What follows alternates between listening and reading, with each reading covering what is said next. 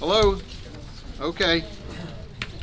Announcement is made that adequate notice of this meeting has been given that is being conducted in accordance with NJSA 10:4-6 at SEC, the New Jersey Open Public Meetings Act. We do the Pledge of Allegiance again? Do the Pledge of Allegiance? Once a night's okay. Once, what? Once a night is okay. Okay, we've already did the Pledge of Allegiance in the first meeting, so,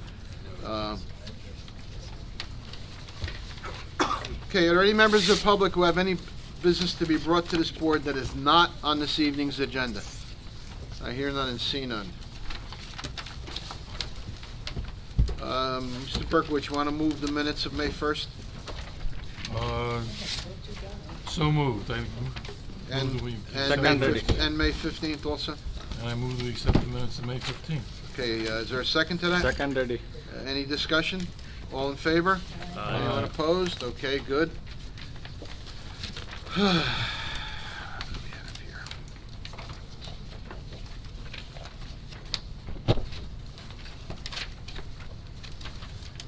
Okay, we have case, Any resolutions? yeah, application 1868, 1902, 1911, 1912, 1915, 1917, and 1923. Mr. Berkowitz, Mr. Jaskowitz, Mr. Prasad, Mr. Reddy, Mr. Willens, and myself. Someone like to move those, I move those resolutions be accepted. Second one. any discussion? Nora, please call the roll. Mr. Berkowitz? Yes. Mr. Jaskowitz? Yes. Mr. Prasad? Yes. Mr. Reddy? Yes. Mr. Willens? Yes. Chairman Irakane? Yes. Okay, now we have 300 Kimball NJ, it's application 1929, it's a D variance.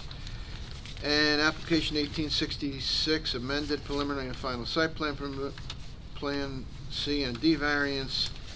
Those who can vote, Mr. Berkowitz, Mr. Jaskowitz, Mr. Prasad, Mr. Reddy, Mr. Willens, and myself. Someone like to move those two applications? So moved, Willens. Second. Second, ready. Any discussion? Nora, call the roll. Mr. Berkowitz? Yes. Mr. Jaskowitz? Yes. Mr. Prasad? Yes. Mr. Reddy? Yes. Mr. Willens? Yes. Chairman Irakane? Yes. Okay, that takes care of housekeeping. There's no correspondence. Nobody wants to talk about anything else. You want to see if Mr. McGann is here? Oh, yeah, let's see if Mr. McGann is here. Mr. McGann from the 7 o'clock meeting, did you ever make it? Nope. Okay. Somebody remind me at the end of the meeting that we carry that case so that he doesn't have to renotice. Case 1774, Littleton Road LLC. Good evening, sir. Good evening. So when we left off at the last hearing, council had completed cross-examining our planner. And my director, the planner, is completed. I reserve the right to call as a rebuttal, depending on the witness testimony of the objectors. Okay. So you have no other witnesses? Correct. Correct. So, I believe there's two other attorneys involved, and you guys gonna flip a coin to see who goes first, or? We have a game plan. You have a game plan, oh. Take two and hit the left. They weren't sworn before, right? They don't need to be sworn in, they're the attorneys. No, it is right. Good evening. My name is Steve Schaefer. I represent an objector who owns Toy Garden Apartments, a 112-unit complex. And we all realize that everybody's a little tired of this application and we need to get to finality, the finish line. So with my colleague Jay Delaney, who represents another objector, we're trying to work out a joint objector's case so we don't repeat things and I don't have witnesses that he has. And in that light, Jay, you'll agree that's our game plan. Do you have anything to say about that? No, I don't, and I'll let you give the game plan and I'll embellish it if need be. Okay, so our case is going to consist of 3 witnesses, a rebuttal witness on the marketing testimony that we heard last time, a traffic engineer to give expert testimony on some of our traffic concerns, and a planner. And we can start right away if we're good to go. You can proceed. Mr. Chairman? I apologize. Reviewing the transcript, it doesn't look like our planner was open to the public. It looks like just counsel's cross-examination was complete. I guess we I have- would, might make sense that the public have a shot at both planners, because they're both here tonight, if we can get to our planning testimony, although Mr. Severero, I think we gotta hear the applicants. We gotta see if there's any questions for the applicants. Sure. And just for the record, Jay Delaney with the law firm of Lindenberry, McCormick, Estabrook, and Cooper, on behalf of Objective Quick on the Way. And also for the record, I have my summer associate, Amber O'Shea. She's a 3L at law school, and she's here to observe. Mr. Serrari, you wanna come back with your planner then? We'll. Sure will. Okay, members of the public,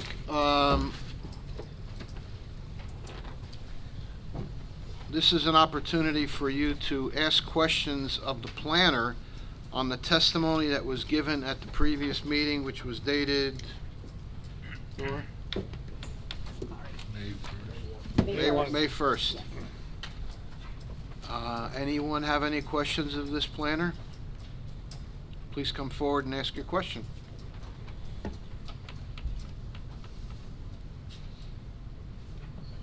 Please identify yourself for the record.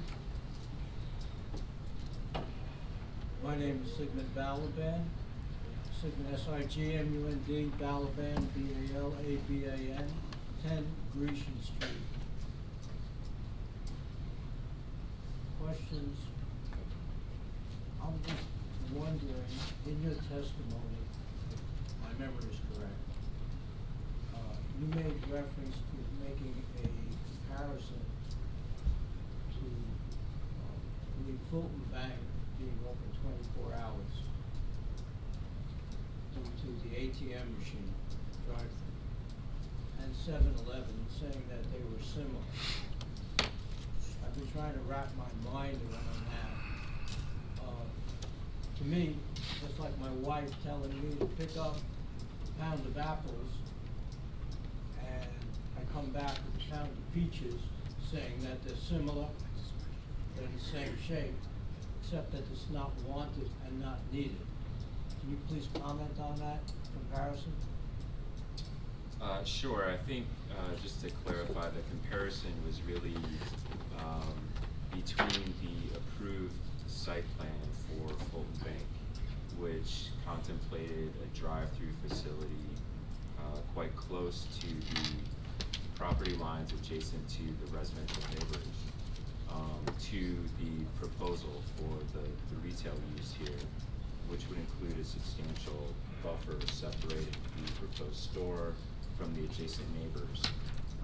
And the basic point was, from an impact perspective, it was my opinion that the drive-through bank facility would have a much more substantial impact on the neighboring residential use than the proposed retail use.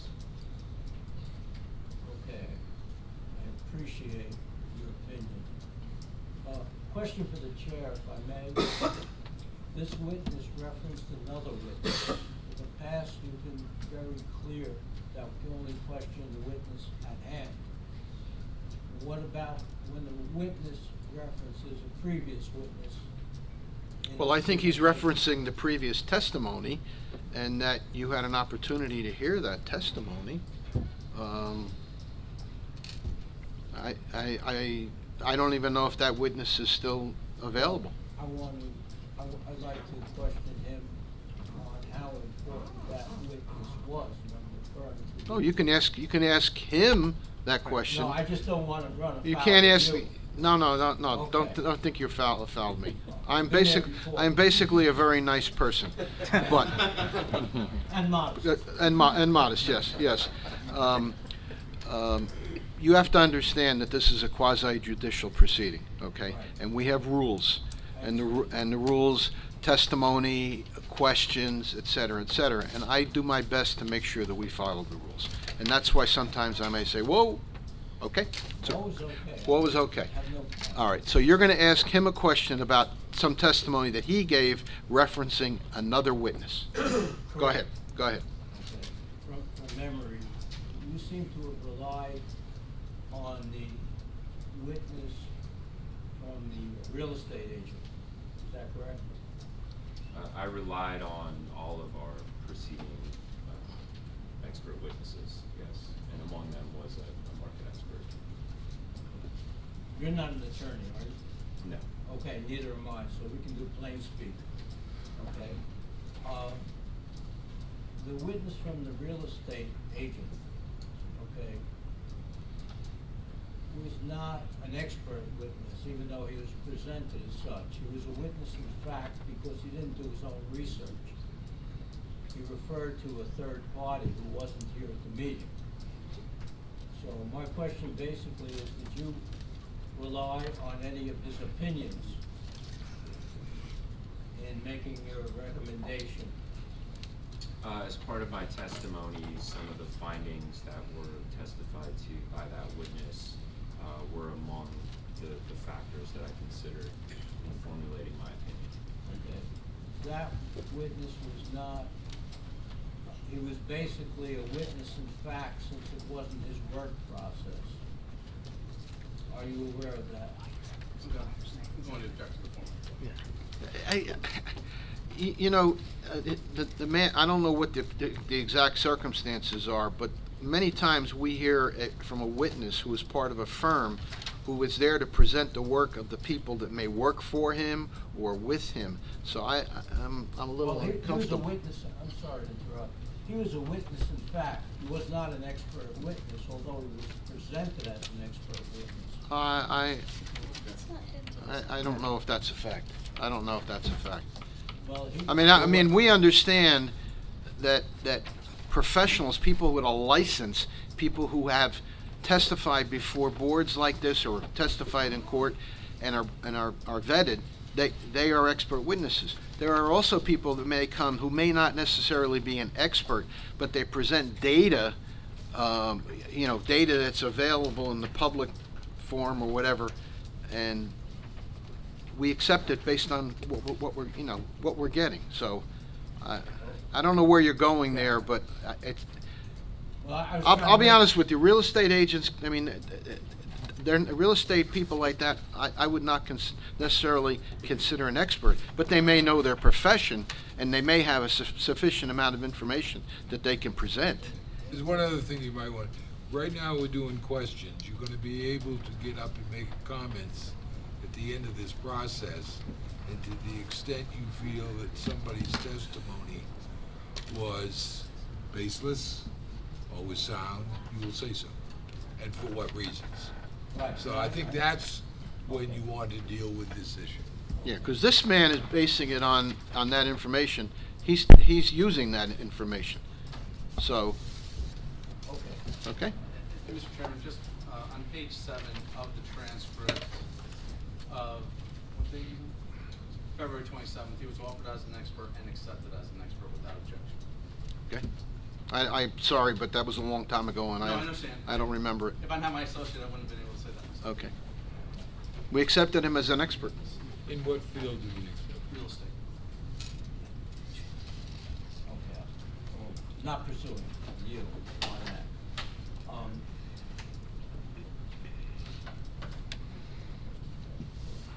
In your testimony, and I'm quoting from memory, so if I make a misquote, I apologize, and I know you'll object. You had indicated several positives and 1 or 2 negatives on your location. All right. You made no mention when making a comparison with the bank and 7-Eleven, where the air conditioning units would be located and the freezing units would be located. And it's basically on the roof, which would create a great deal of noise, the apartments. From a noise impact, I think my testimony was that with the proposed fencing and the vegetative buffer and the distance between the building and the residential neighbors, noise would not be a substantial detrimental impact. And at any rate, the owner, the user of the facility would have to comply with all applicable noise requirements when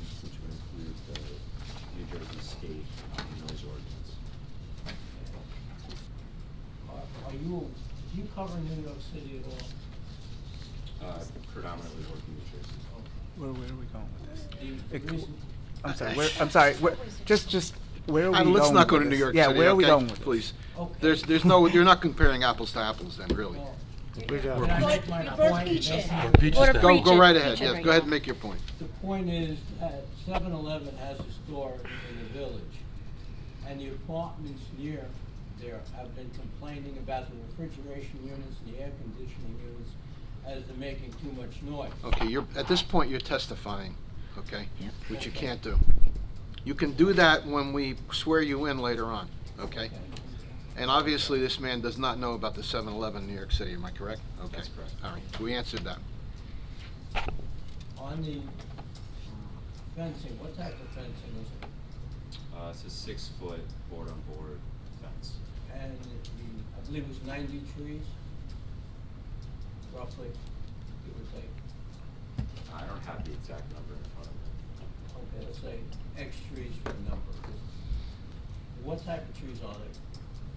I think that question is probably better suited for the site engineer who testified to the landscaping. In your research, and you did your own research, I presume, did you? Yes, I did Did my you- own, I did an analysis of Okay. the application. Did you take any consideration into what effect this would have on the other businesses in the location? Did I consider, from a competition perspective, Yes. what the economic impact Yes. of this use would be? No, I did not. Okay. In other testimony responded to and redirect by your attorney, it was pointed out that even if the state does not do the paving, the upgrading, that you felt that this location would be viable, correct?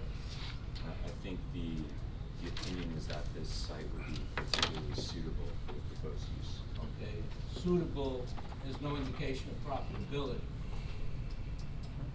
Just suitable for a location. Profitability is not an issue we deal with here. It's not an issue that we deal with here, profitability.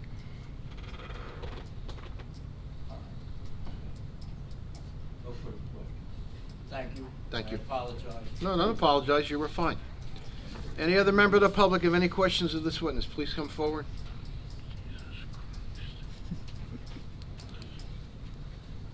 Hello, the name is Vikas Bhake, V-I-K-A-S, last name P-H-A-K-E, 1 Homer Street. My question is related to, I think in the last meeting we had, you mentioned about the berm. I think it's for exhibit 24 or 27, I don't remember which one. And you were saying that they, in order to insulate or isolate the 7-Eleven property from the apartment complex, you'll have a berm structure, or the ground will be raised to the extent that it creates a berm for insulation. My question is related to that. Also, for the for kind attention of the panel, also here, when you create an artificial surface with raised ground and then sloping and all that, we know that Parsippany gets a lot of snow as well as rains also. So wouldn't that artificially changed turf going to create a detriment for the apartment complex, particularly the apartments closer to that, because all the water, melting snow, etc. is going to flow and bombard the apartment complex or the buildings that are closest to it, and that wouldn't be something that the apartment folks would like. So the question is, will you agree with my statement, or do you think that it's going to be a detriment, or no, or not at all? I do not think that would be a detriment. That's not, you're getting into some engineering aspects of the Yeah, but you mentioned application. it as a planning, right? But I certainly did emphasize the importance of the berm as a buffer between this use and the adjacent neighbors. Yeah, And from my perspective, the issue of snow runoff is not something that's gonna impact the adjacent properties. Okay, For, you don't think so? among the reasons would be that there's a fence intervening between the berm and and the adjacent One properties. one of the requirements would be that they do not create any additional runoff into neighboring properties. That's part of the conditions. Yeah, maybe I guess eventually it will be decided. I just wanted to throw it out there Thank you. because that's all right. Thank you. Any other member of the public have any questions of this witness on the testimony given? Please come forward. Excuse me, I'm just going to check the microphones real fast. Apologize. Microphone's not working. What a surprise. 30 years. Just don't drop them. We've got retina time cards, but we don't have microphones that work. Bernie, just don't drop it. Might Warren fix it. Singer, 23 Homer Street. I have just a question that's going to pick up on what Mr. Balaban was talking to you about with regard to the potential adversity of noise from the air conditioning system. I think you said that there would be no adverse reaction. Am I correct in that? That's correct. My question is that based on science, casual observation? Do you have a decibel level that you could provide? I'm sure there are specs for that equipment. It's very typical for 7-Eleven facilities, which are oftentimes located near residential uses. In fact, there's 2 other examples in the township. In addition, there's typically a parapet screening the roof equipment. And in this case, because of the distance between the building itself and the adjacent residences, which is substantially greater than what you typically find in other 7-Eleven stores, there's no anticipated detrimental impacts related to noise. The 7-Eleven in Lake Hiawatha, are you familiar with that facility? I am. The distance between that store and the residentials is closer than this proposed construction? Certainly the adjacent property lines, I believe, are closer to the actual building. I don't think the houses behind that store are more than 10 or 12 feet. They're right on the property line. Used to be a gas station. Used to be a Sunoco On the gas station. Property line as opposed. No, I'm talking about the house behind them is built about 6 feet off the property line. It's very, very close. Very, very close. Are the air conditioning units, I'm not asking you to be an expert about Lake Hiawatha, but are the air conditioning units on the roof of that facility? I believe so. I think, you'd have to ask the 7-Eleven expert, but that's typical of 7-Eleven facilities, is roof-mounted air conditioning So systems. take my word for it, I went there. They're behind it. Okay. And they're very noisy. The berm, or the vegetative berm that's going to be created, I understand that you said you really have to talk to the site manager for information. I just want to ask again, how tall are these things when you install them? The berm itself? The evergreens, I believe that's what you're going to be putting The in. trees, the planting heights, I don't have those specifications in front of me. They're detailed on the plans. I but believe that's there's- testimony that was given by the landscape architect or the engineer. I don't remember the height specifically. Yeah, I don't think this witness is capable of answering those questions. Okay. Well, that's why I started by saying that I wasn't sure if you have that. Okay, thank you. You're welcome. Any other members of the public? Okay, that concludes the questioning. Now we'll go to where we were 10 minutes ago.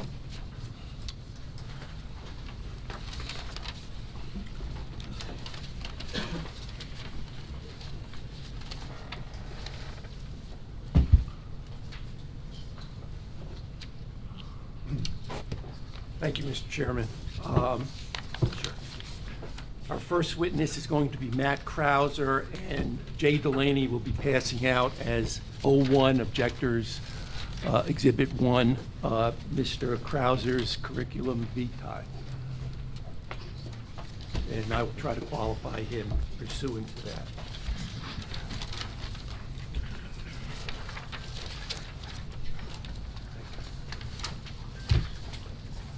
Hello, Mr. Krauser. Good evening. Want to swear him in? We'll swear him in first. Good evening. You're gonna testify as an expert, correct? Yes, sir. All right. So are your licenses in full force and effect? Yes, sir. Okay. And have you ever given testimony before this board or any of the board of the state of New Jersey? Yes. All right. And, okay, so you're deemed qualified. Could you state your name and your expertise? Of course. My name is Matt Krauser, Krauser. I am an expert in the field of real estate appraisal and sales. Did you swear him I swore him in. in? You did you get sworn in already? I did not. No, I did not. Please swear him in. Okay. All right, do you raise your right hand? Do you swear the testimony you're about to give before the board is true, so help you God? I do. Okay, please state and spell your name and address for the record. Of course. Matthew Krauser, 20 Exeter Lane, Morris Township, New Jersey. Okay, Matt, I'm going to continue a little further on voir dire. Chairman, I think that we need to have more of a voice here. I don't know what. I'm going to have more of a voir dire. I just said I'm going to continue with the voir dire because I have some more questions before I request that you qualify this witness. Matt, have you previously testified as a real estate expert in court proceedings and other type of cases besides planning board and zoning boards of adjustment? Yes. I've testified at planning boards, Board of Adjustments, Federal Bankruptcy Court, New Jersey State Tax Court, Superior Court. And could you give us an example of the planning boards locally that has accepted you as an expert? Of course. I've testified in planning board in Riverdale, Denville, Summit, a variety of planning boards. Yesterday, I was in the New Jersey State Tax Court testifying on valuation matters. I've been in the Federal Bankruptcy Court in the last 6 months, and I am often in the Superior Court working for plaintiffs and defendants, and also been retained by the courts themselves to be a third-party neutral valuation expert. And what are your licenses in? I'm a state-certified general real estate appraiser in New Jersey, New York, and Pennsylvania, and I'm also a licensed salesperson in the state of New Jersey. And what are your educational credentials? I have a bachelor's degree from Ithaca College. I also have a master's of science from New York University in real estate development and investment. I'm currently the senior managing director of the firm Newmark Knight Frank, located in Whippany. I oversee in New Jersey a staff of 15 appraisers, and I'm also the New York tri-state leader overseeing 63 valuation experts in New York, New Jersey, and Connecticut. And according to your resume, you provide real estate consulting services on property located throughout New Jersey and New York. I do. And would that include marketing analysis and valuation? Of course. Okay. I would like to ask that the board qualify this witness as an expert in the area of real estate. Do you have any questions? If I could just ask a couple questions? I think you have to come and use the microphone. Sure, thank you. Good evening. Good evening. Do you have experience in placing tenants? I do. And could you explain what that experience is? Of course. I have worked for numerous owners in leasing capacity.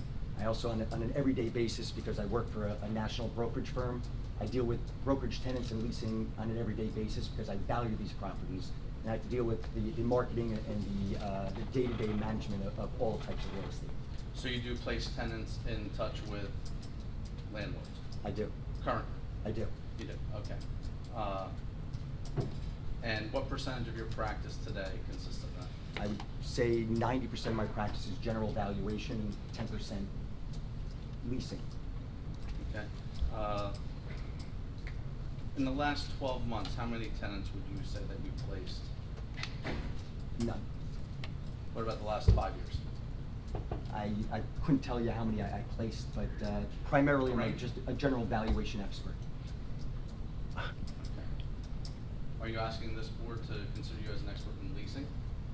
I'm not asking anything to what Mr. Do Shea. you consider yourself an expert in leasing? I would say I'm an expert in real estate valuation, all types of real estate. I deal on an everyday basis with the brokerage community, with tenants, with landlords, and valuation in general. Thank The primary purpose of this witness is going to be to rebut the testimony of Mr. Grenko. And I would suggest to the board, in asking them to qualify this individual as an expert in the area of real estate, who consults, who values, who testified that he's involved in marketing and also, to a degree, leasing, that he be qualified in the area of real estate, just like Mr. Grenko was. Any questions by the board on this man's qualifications? No, I approve. You may proceed. Mr. Chair, can I just have one question in terms of qualifications? Mr. Jay Delaney for the record. Mr. Krauser, you're very modest on your credentials. Can you also tell the board what kind of experience you have with valuation working with the county? Of course. I am the Morris County Park Commission's primary expert in all sorts of land valuation. So on an everyday basis, I'm writing appraisal reports for open space acquisitions, for any right-of-way acquisitions, and I work for the various municipalities in their open space applications that happen on a yearly basis. And as part of your expertise, you also do analysis to determine what kind of uses property can be put to, is that correct? Yes, as an appraiser, a primary function as an appraiser is we consult on something called highest and best use, which is a four-pronged criteria. We look at what can physically be built on a property, what's legally permissible, maximally productive, and ultimately, what's the most financially feasible use for a property. And on a day-to-day basis, my office writes approximately 1,200 appraisal reports here in New Jersey, and in every single report, we have to analyze the highest and best use. Personally, I am a land expert, so I'm always analyzing the highest and best use to see what the most financially feasible use for a property should be. And as part of your professionalism, you get hired by people to evaluate properties, is that correct? I do. No further questions, Mr. Chair. Thank you. Okay. Thank you, Mr. Chair. Now, Matt, you were... Mr. Chairman, I just want to note my objection. I don't challenge his credentials to be an expert in evaluation, but so far as marketing, I believe that that's not proven. I just want to place my objection on the record. And just so we rebut that for the record, that goes to a credibility issue that can be determined by this board. I think after you hear Mr. Krauser testify, you'll be very impressed with that. Okay, continue I will. Mr. Krauser, you are here to talk about highest and best use, marketability, and testimony that we wish to rebut that the applicant's expert gave regarding these issues. And you were not here during his testimony, were you? I was not. But did you have an opportunity, and did you receive a copy of the transcript of his word-for-word testimony? I did. And you had a chance to review that, is that correct? Yes, sir. Okay, and are you familiar with the site? Have you passed it? Have you done site visits? Or what can you tell us about your knowledge regarding the site? I have. I've, like many of you, have driven by the site probably hundreds of times. It's a well-located property on Littleton Road and Parsippany Boulevard. From a valuation standpoint, when I look at a site like that, it's a level site. So from a physical standpoint, we don't have steep slopes. We don't have wetlands. We know that the entire 0.7 acres, ultimately based on whatever the zoning criteria would be, can be developed from a physical standpoint. And then we get into a legal standpoint. What can legally be built on a property? I reviewed Mr. Grenko's testimony, and Mr. Schaefer, it's okay if I discuss a little bit about it. Absolutely. There were just, I only have a couple of things that I want to talk about, and one is marketability. And as a real estate appraiser, primarily, I deal with the brokerage community because the brokerage community is discussing with us sales and how sales are marketed, how they're ultimately sold, because I'm verifying this information when I use sales in my appraisal reports. Plus, I work for a national brokerage firm, Newmark Knight Frank. There's a couple things that were a little bit shocking to me from a marketing standpoint.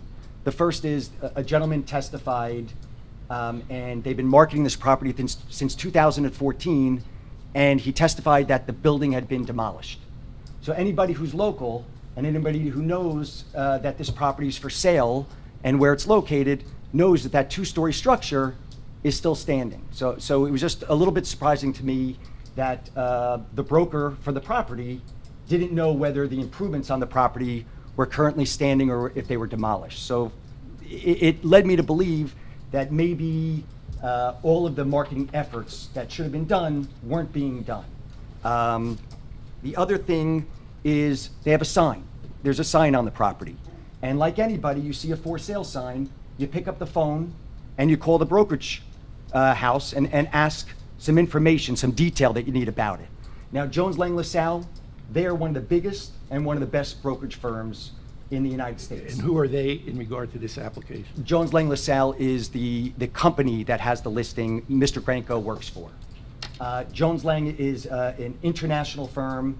They are a multi-billion-dollar company. They are a tremendous outfit.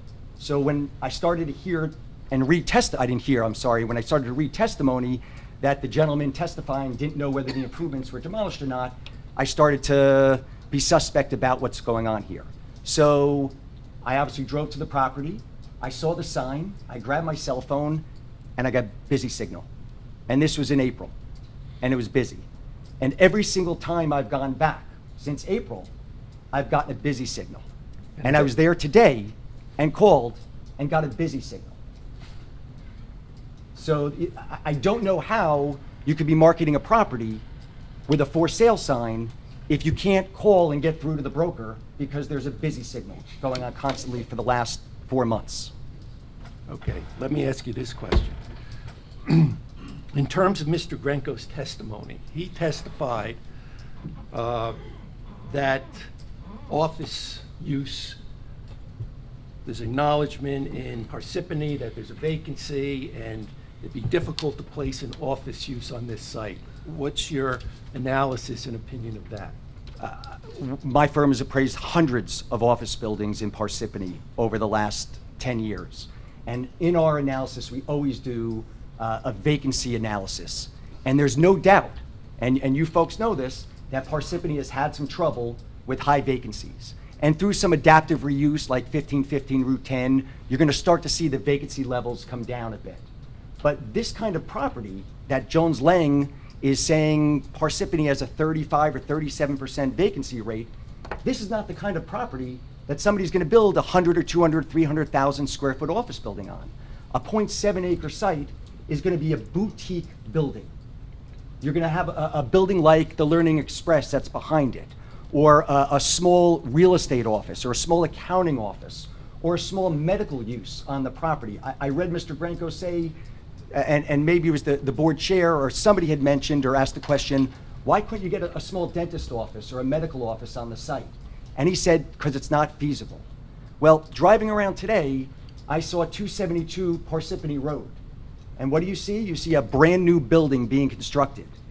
Is that an office building? It's not an office building. It's Dr. Caggiano. And when I called Dr. Caggiano's office, I said, hi, can I ask you a question? Are you building that building next door? And they said, yes. And I said, what are you gonna do with it? We're gonna own or occupy it. This type of property is not for an investor. You're not building a 100,000 square foot office building. That would not be financially feasible. But a boutique building with interest rates low, it's a rare opportunity for somebody to be able to build a building and own or occupy it and be their own tenant as an owner. So is it your opinion that the type of office building Mr. Grenco is testifying is not really the market, but a user-operated business? Are you saying there's market viability there in this town? Absolutely. And do you have any questions about how this property is being marketed in that regard? And if so, what are your concerns? Yes, well, the first is, I mentioned the telephone number. They have a for sale sign. I've never seen an inability to call a real estate office and ask questions. And that's been going on for months, and I just don't know how long that's been happening. The second thing Mr. Grenco mentioned was CoStar, which is basically the multiple listing for commercial realtors. He's absolutely right. CoStar is a primary lead for brokers to be able to look to a market to see if there's properties available. I went on CoStar today. I don't see Jones Lang LaSalle's name on 240 Littleton Road. I see the primary leasing agent, Weichert Realtors. So two ways of doing this: calling a sign that he said he's marketing the property, I can't get through, and the other is I go to CoStar, Jones Lang LaSalle is not on the CoStar sheet.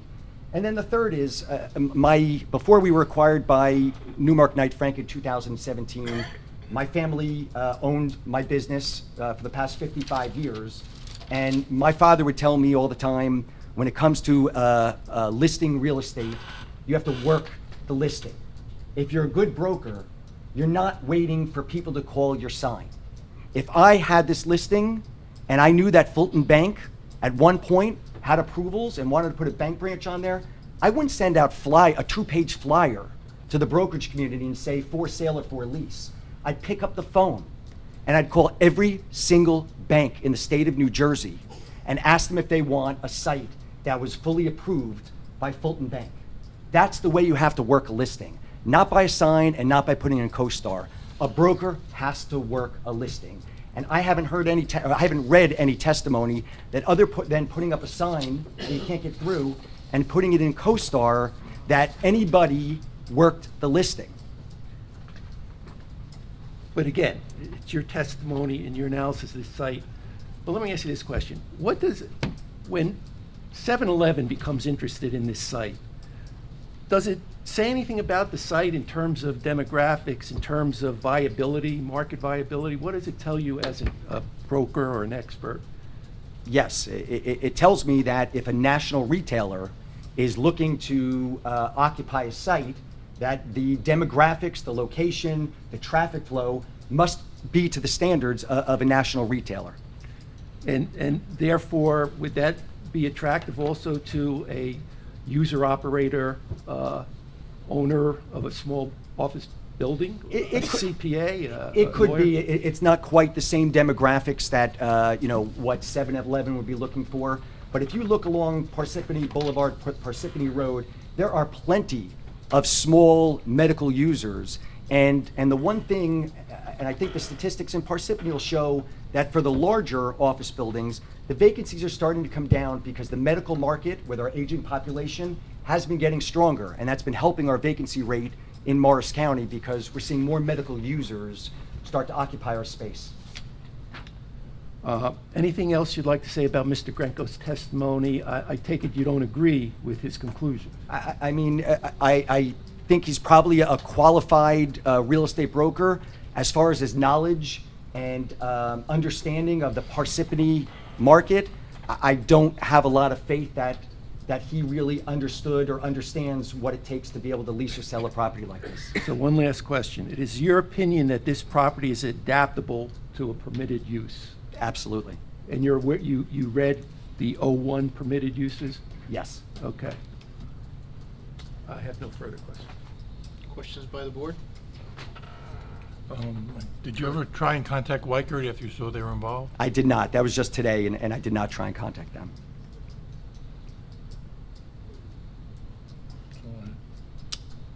Stairs. Any questions? Yeah, I have a few questions.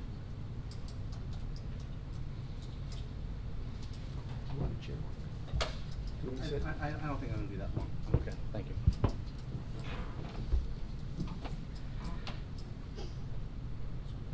What testimony did you review in preparation of your testimony here today? Just the transcripts from Mr. Grenko. Okay. You didn't review the transcript from Mr. Akawani, the contract purchaser of the property, did you? I did not. Would it surprise you if Mr. Akawani provided testimony that while he was the contract purchaser, he was marketing the property, and in fact, he marketed the property personally to each and every bank on the FDIC list in Morris County? I'm not sure of the question. I'm asking you, would it surprise you? I would expect somebody to do that. Okay. But you came here today to question the marketability of the property. I came here to discuss the marketing efforts by Jones Lang LaSalle and talk about the financial feasibility. Okay. So it's clear you're not aware of the marketing efforts from the contract purchaser and applicant, correct? I am not. Okay. You're pretty heavy to criticize how this broker marketed the property since you've been engaged, correct? Since I've been engaged? Yeah. Yes. How long have you been engaged? Since April? Okay, April of this year. Yes. So we're talking about 2.5 months. Yes, sir. So all the testimony that you provided here today criticizing marketing efforts is only over the last 2.5 months, correct? I don't know about the marketing efforts over the last 2.5 months. I'm just looking at the transcripts. Okay, your personal observations, your personal investigation, your telephone calls, your driving past the property, that's only taken place over the last 2.5 months, right? That's correct. Okay. Clearly, the property's under contract, correct? Yes. Is it your experience that while a contract is property's under contract, that it's continuously marketed at the same vigor it was beforehand? You know what? It all depends. Well, what's your experience? My experience is if there's risk that an applicant may not be accepted, then they continue to market a property. What happens if they have a contract because they're investing a lot of money into an application that requires them not to actively market the property? Then they couldn't actively market the property. Would you expect that a real estate developer, a real estate purchaser who's investing money in a application, investing money in engineering, investing money in all the hearings that take place in this application, would do so while allowing the owner of the property to continue to market that property and find other purchasers? I don't know. Okay. What's the current vacancy in the medical office market for Parsippany? I don't know. What's the current vacancy rate in the office market in Parsippany? It's probably in the mid-20s. Okay.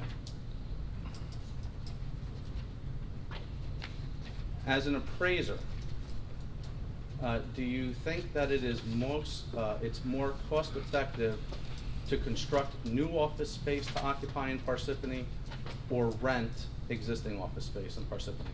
That's up to an individual if they want to buy a property or lease a property. What's more economical? It's up to an individual. If you were going to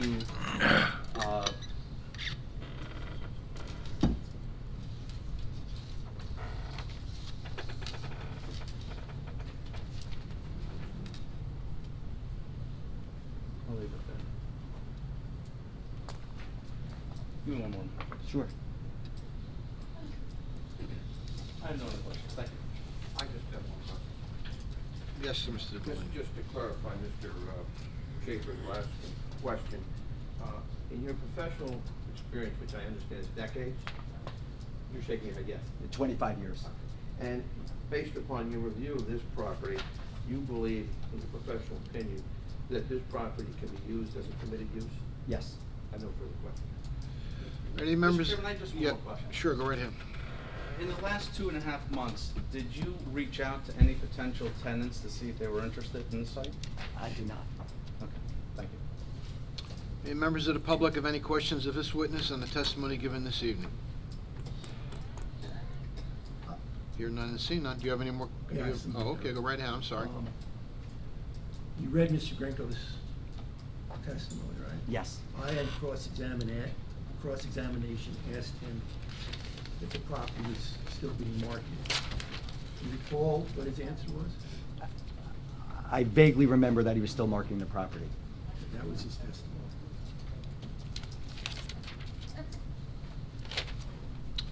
One other question. Use the mic, please. Mic. Sorry. Thank you.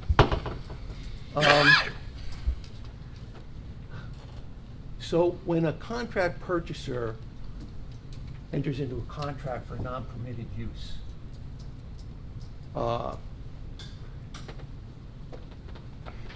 how to phrase this question. They may either be approved or disapproved use, right? Yes, I there's mean, always a risk. A use variance is not an easy thing to get. Correct. So if you were representing somebody who was trying to get a use variance, was under contract, and the owner wasn't certain whether they'd get the variance or not, what would you do in terms of continuing to market the property? I'd continue to market the property to see if I can find a use that meets the zoning. Because by what we're being told, the contract is contingent on a use variance, so if there's not an approval, you lose all that time marketing, is that correct? Right. That's why in the state of New Jersey, you acquire properties subject to approvals because there's no as-of-right zoning like there is in other states. Okay, thank you. Anything else? Any other members of the public? We'll call the next witness.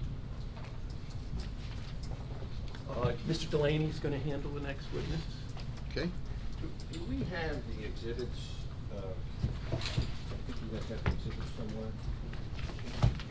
I don't wanna go through the packet there, but we like, at least in case the board wants to ask questions as well. Maybe the site plan and a couple of the picture for them. Lee, do you wanna have it put on a easel there?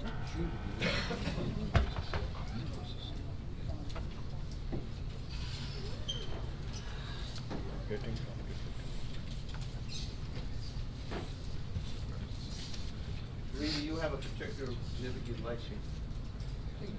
Site plan that shows the circulation? Yeah. Yes, site plan showing the circulation. And that shows the improvements to the intersection? Yeah.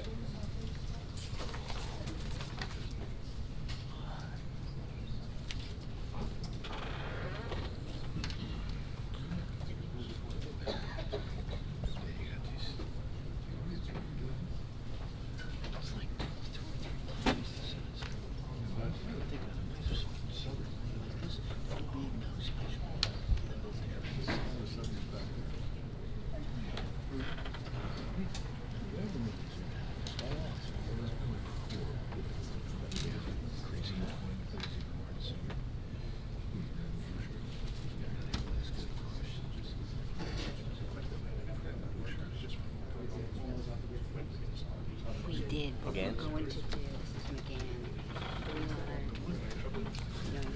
Yeah, he's gonna get arrested if you don't run.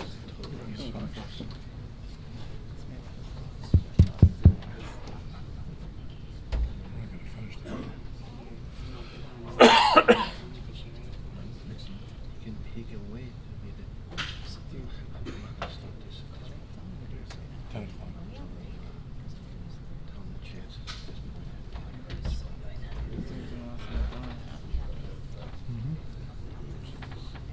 Does he have to go to Chris? We usually can Tell only- him he should run before he gets arrested. He's not listening. Move fast. Okay. You've been warned. Fake left.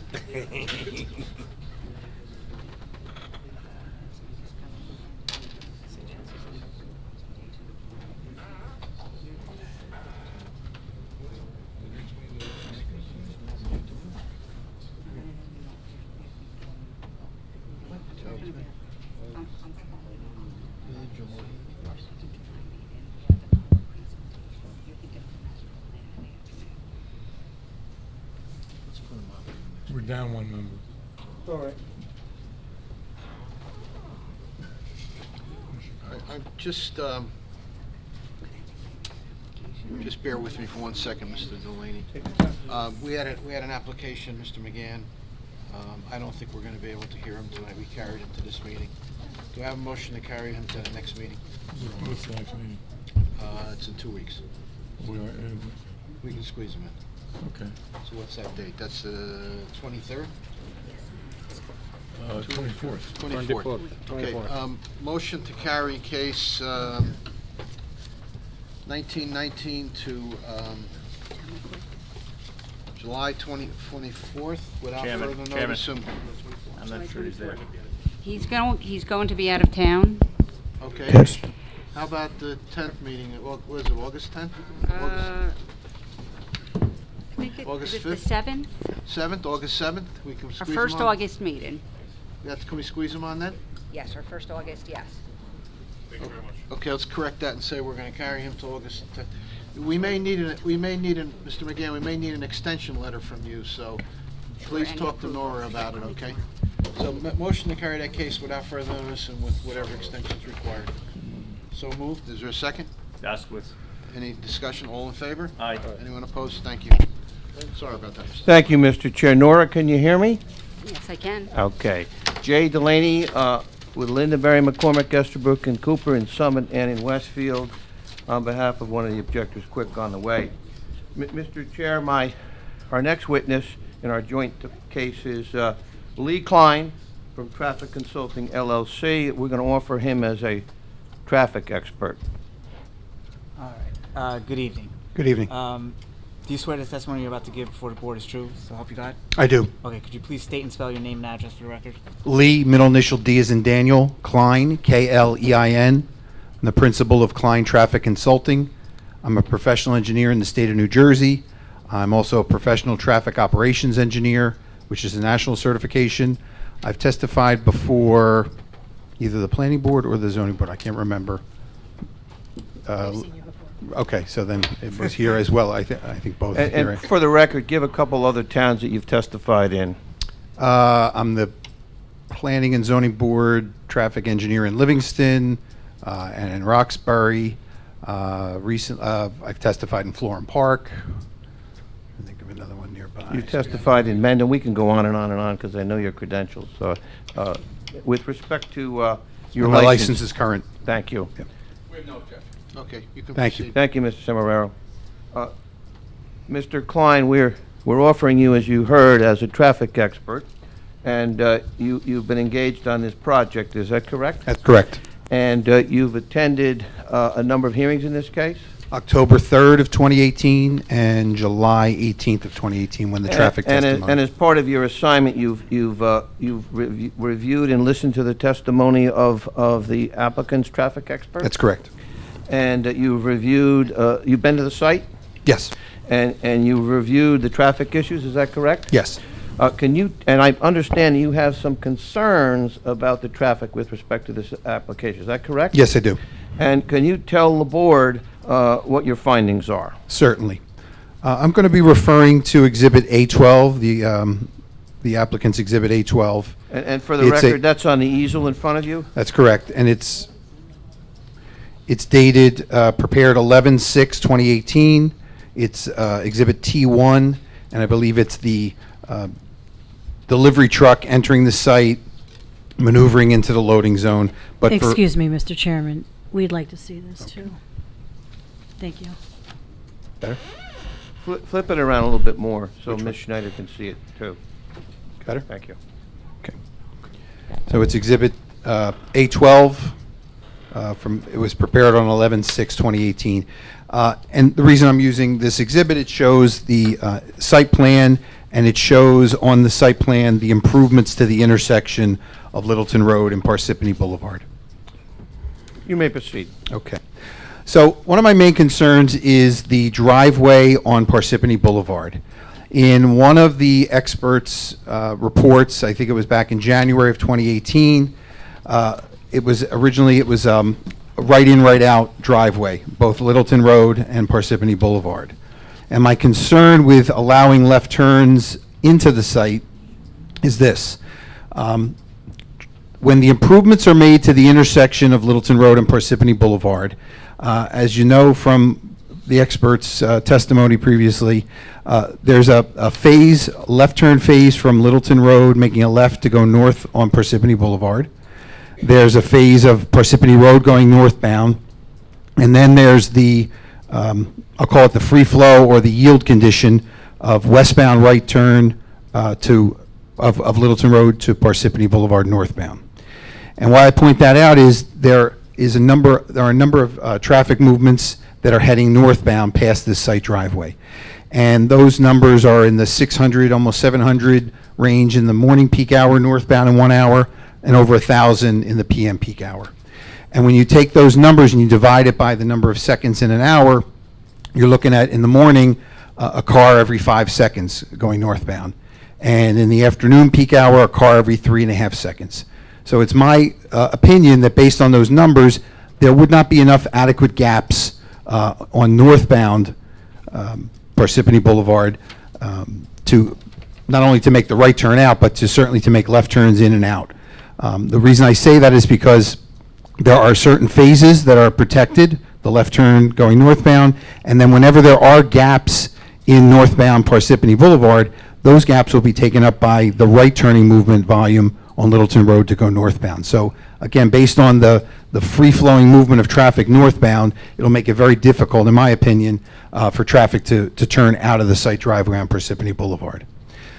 Southbound, it's hard to explain from here, this drawing is not accurate in that the improvements along the southbound side of Parsippany Boulevard are not accurate here, but this left turn slot is actually lengthened. And when the experts look at the operation of this intersection, they look at the 95th percentile queue during the peak hours. And those 95th percentile queues back up well past the site's driveway. The site driveway is about 200 feet from the stop bar, and the queues are in the almost 500 feet long during those peak hours. Those are the queues of the southbound through movement.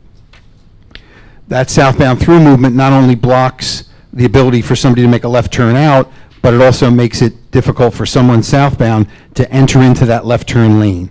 Now, they are lengthening this left turn slot a little bit, but those queues are still past that gore area, so traffic has to wait in line before it can get into that left turn lane.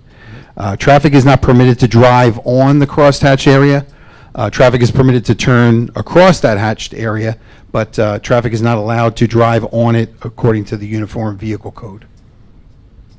So again, the movements of traffic in and out of this driveway, I believe the southbound traffic, again, trying to make a left into the site, will also be very difficult because, again, aren't a lot of gaps in the traffic going northbound, certainly when the improvements are in and that free-flowing right turn movements are added to the operation of the intersection. There's going to be a continual flow. Every 3 to 5 seconds, there'll be a vehicle going northbound. Can I ask a quick question? You're giving this testimony assuming that the improvements are made, correct? Correct. What happens if they're not made? If they're not made, then there's only one lane, I believe, northbound on Parsippany Boulevard. So that would make it even more difficult because now you're getting all that traffic into one lane going northbound. Thank you, Mr. Jaskowitz. The other point I want to make is there was a comment in one of the professionals' letters about putting a triangular-shaped island or an island to restrict the left turns both in and out. And I think that's important to do that. The movements here at this intersection, especially the left turns exiting, I'll do that first. Left turn exiting, in order to be able to make a left out of the Littleton Road driveway to head eastbound, you need to be able to see past the queue of vehicles that are lined up on westbound Littleton Road. You have to get a gap, first of all, to be able to get through there, but then once you get into that area when you're starting to make your left turn, you need to be able to see past those vehicles that are queued up when there's other vehicles coming towards you. So that's very difficult and very dangerous to do. So I think that's always been a restriction in the different professionals' letters of not allowing a left turn out. Not allowing a left turn in is also important because there's only one lane on eastbound Littleton Road. And that one lane, if someone stops to try to make a left turn in and the queues are past the driveway, then they've got to wait until that queue of Littleton Road westbound clears out and hopefully get another courtesy gap to be able to make that left turn in. So again, I think we all agree, the professionals have stated it, that left turns in and out of Littleton Road should be prohibited. But I think just placing signs there and pavement markings is not enough. I think they need to have some kind of a physical something to impede that left turn movement both in and out. Now, when you do that and you put that left turn, that triangular island in to prohibit the left turns, now you make it even more difficult for the delivery vehicle to make their turn into the site. They could probably do it with a mountable triangular island. That's something that could be done. And then that large truck could mount over that. Same with emergency vehicles. Are you telling me that there's problems with this site to accommodate the proposed use in terms of the flow of traffic on the site? I'm going to get to that in a second, but yes, but just entering the site and controlling the movements at the driveway. So again, left turn should be prohibited at all movements. Now, the other reason why I say that is because the applicant's experts have said that this is a convenience use. So if it's a convenience use, people are going to make the easiest movements in and out of the site. So the easiest movement is a westbound right turn in and a westbound right turn out from the site on Littleton Road, and a northbound right turn in and continuing northbound right turn out on Parsippany Boulevard. That they would pick up traffic from eastbound Littleton Road, northbound Parsippany Boulevard, westbound Littleton Road. The only traffic they would really be missing would be the traffic southbound on Parsippany Boulevard if they restricted both driveways to right in, right out. Now, also looking at the same exhibit, Exhibit A12, I want to talk a little bit about the circulation. We've gone through this, and this is like the second iteration of the loading zone. So the loading zone was widened a little bit so that the tractor-trailer vehicle can pull a little more forward, closer to the dumpster area, to be able to unload from the rear.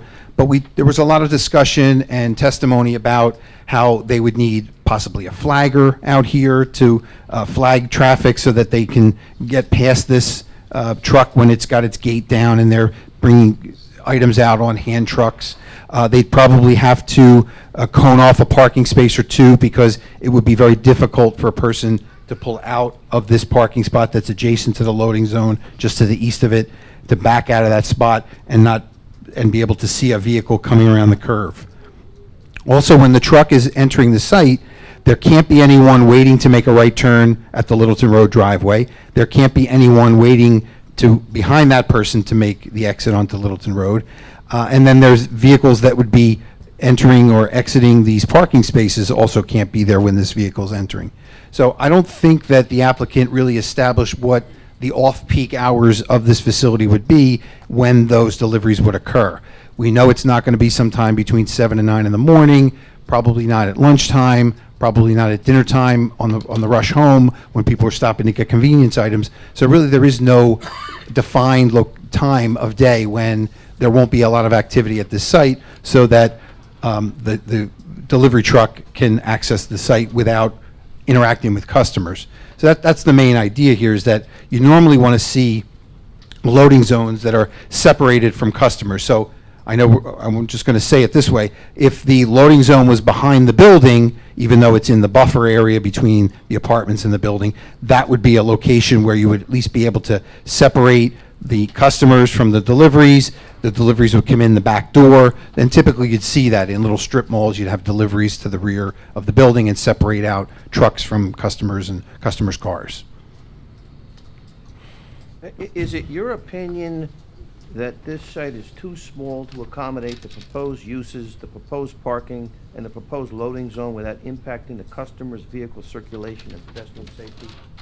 That's correct. I mean, they've got compliant parking spaces, they've got compliant drive aisles, but it's this loading zone that's not able to be accommodated, at least to my satisfaction, to be able to separate the delivery vehicles from the customers. It's going to be a large tractor trailer. I believe it was at least once a week that it was going to be coming here. So it's going to happen. And I've reviewed 7-Elevens, convenience stores, fast food places, and a lot of them claim to say that they can control the deliveries and they can all be delivered on off-peak hours. Well, there are only so many off-peak hours during the day, and there are plenty of times when the truck driver's on his route and it's 7:30 and he's here, he's going to have to pull in. I don't know how that's going to happen, but it's going to happen sometimes. Now you testified that you do work for municipalities. I think you said Livingston and a couple other towns. Correct. Is that correct? That's correct. And if you were reviewing this application for Parsippany and giving an opinion, would you recommend that this board turn this application down based upon the traffic and circulation on the site? Looking at the application, looking at the site plan, the way they've revised it a little bit, I'd say that, yeah, there's got to be a better way to separate the loading from the customers, whether it's behind it or making the building smaller or putting it on the side of the building, however they have to do it, or if it was a different use that didn't require tractor trailers, if it was simply box trucks that came here. Something a little less intense. This is a very intense delivery use. Even if it's once a week, it's still a very intense use with the larger vehicle, the tractor trailer. Just for clarity purposes, then, your recommendation is that this board should turn this application down because of traffic issues? I would recommend that, yes. I have no further questions. Questions by the board? So when you ask about the traffic conditions within the property, do you have the expertise to tell us about the traffic conditions outside the property, on the roadway? Yes, that was my first part of my testimony. Can you also comment on do you have any expertise in the process of getting it approved and what the likelihood is of the improvements getting approved by the county and all that? Do you have any expertise in that? I believe the applicant had a meeting with the county. I thought they talked about funding was in place. They were waiting for this to happen. No, but I believe what they said was that once there's a shovel in the ground, then they go to the county, and they ask for the money to be allotted, then the county takes up that process. But that doesn't mean the money's allotted to the project. And that's where I would ask you, what is the likelihood of that? How does that process go? Is it something that year one it's guaranteed, it's not guaranteed? Do they get to go back in year 2, year 3, year 4 and ask for that money? My main concern is that it doesn't get the improvements it needs. Not even sure that the improvements that is needed work, but it's a disaster if it doesn't get it. Correct. Right. I think the design is complete, so I would call it a shovel-ready project. Mm-hmm. And I think they're waiting for certain things. The county's waiting for certain things to happen before they can say, okay, you're ready to go. And I thought the applicant may have said something about they needed this to be dedicated. Certainly that can be dedicated by the property owner without a development going on site, I believe. So to me, as long as the property's dedicated, that improvement can be made by the county. I think what the board member is asking, though, there is no guarantee that this funding is going to come from the county. Well, the only funding for this intersection improvement would be from the county. There's no guarantee that the county, right, doesn't put it at another more important intersection. Thank you. Possible, yeah.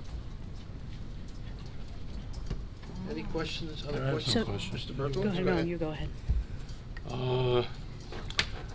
So are you familiar with the county's approval of that project, or what they plan on doing there? No, well, I'm familiar with what they're doing as far as the improvements go, and particularly this corner.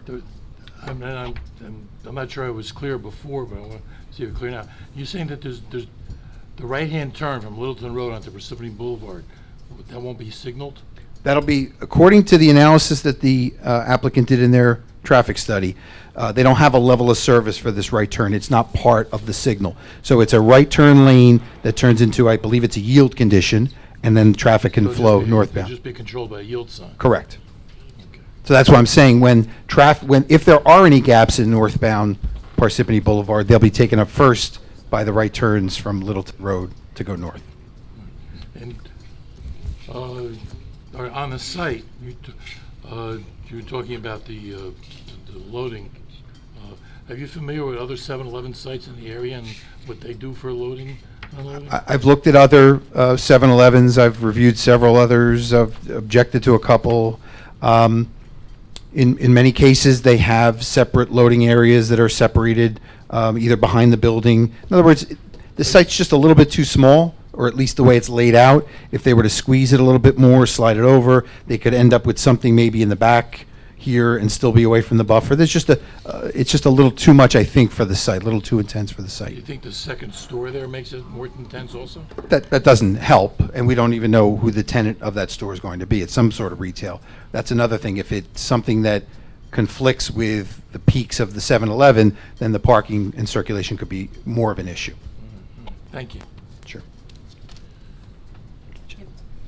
Yes. Yeah, that was my question in regards to, you feel that this is already too intensive a use? Correct. And you're not even considering that vacancy? Well, it's considered in their traffic analysis. I mean, they say In your that, opinion, I'm not like, I know what their traffic analysis was, I meant your opinion. right, depending on the specific use, whether it's a dry cleaner or something that may conflict with the peaks of the 7-Eleven, it could become a very intense site. So I'd like clarification on the Littleton Road explanation. As the traffic expert, you're recommending, if approved, that that would have to be a right in and right out only entrance on Littleton Road. Is that correct? Yeah, and that's That what would the be your experts, recommendation. that's what Okay. the experts have recommended, that's what the applicant's proposing. That's It's what the I one was on gonna say, that Parsippany they propose- Boulevard. Right, okay. Should Now, also be right in Parsippany there. Boulevard, your recommendation is there would be no left turn out Correct? and no left turn in. Correct. Because I think traffic that's waiting to make that left turn I understand your would block the access to the left turn slot if they got past the queue of the southbound through movement.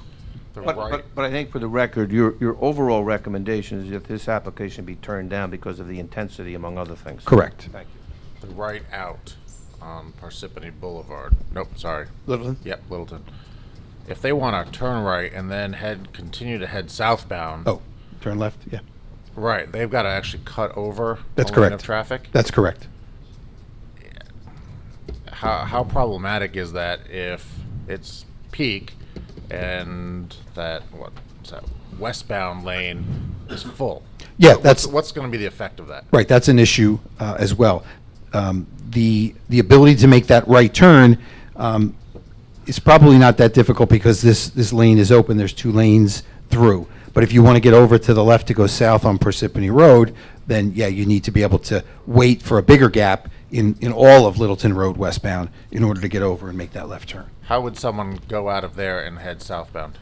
That's what they'd have to do. They'd That's have the to, only option. Right, yeah, correct. Because I'm saying, and the board's experts are also saying to restrict the left turn out of Parsippany Boulevard, so yes. Is your testimony also to restrict the left-hand turn coming in from Littleton Road? Absolutely, Okay. and that's I what the just- board's experts have said as well. Yeah, because that's only one lane that's going to block Mhm. and impact the intersection. Thank you. Any other questions by the board? Mr. Chairman, I just wanted to say one thing Oh, about I'm the. sorry. That's okay. Our parent company, GPI, had a traffic expert look at the situation and the documents that were submitted. And the recommendation from Mr. Betchers, our traffic expert, had no objections to the left-hand turn into the site. I talked to Mr. Betchers, and it wasn't the best of conditions, but he did not have a strong objection to that particular turning movement. That's off Parsippany Boulevard? Yes. Southbound Parsippany Boulevard. Right, but if that was the April 2018 memo, the January 2018 memo had right in, right out only. So I don't know what changed. Initial evaluation, but then we talked at length, and they came to the conclusion that they weren't as objectionable to the left-hand turn in. I just, for the record, I have an objection. Stand up, please, I can't hear you. Testimony's in, I let him speak. For the record, though, I want to stand objection. That person is not here. He can't be cross-examined. It's unfair testimony based on conversation the engineer had to look, It was just, we talked about the written report that was submitted. That's where it came I from. understand, but I would like an opportunity to Understand. ask some questions about it. Understood. There's no written report by him? Yes, there is. There is a written report that's Part of the package? April 19, 2018, to Andrew Caggiano from Bernard Betchers regarding traffic engineering review comments. But his original recommendation was to restrict it, right? The initial evaluation, I believe so. And then he dropped that, but there's nothing in the report that says the reason why he dropped that.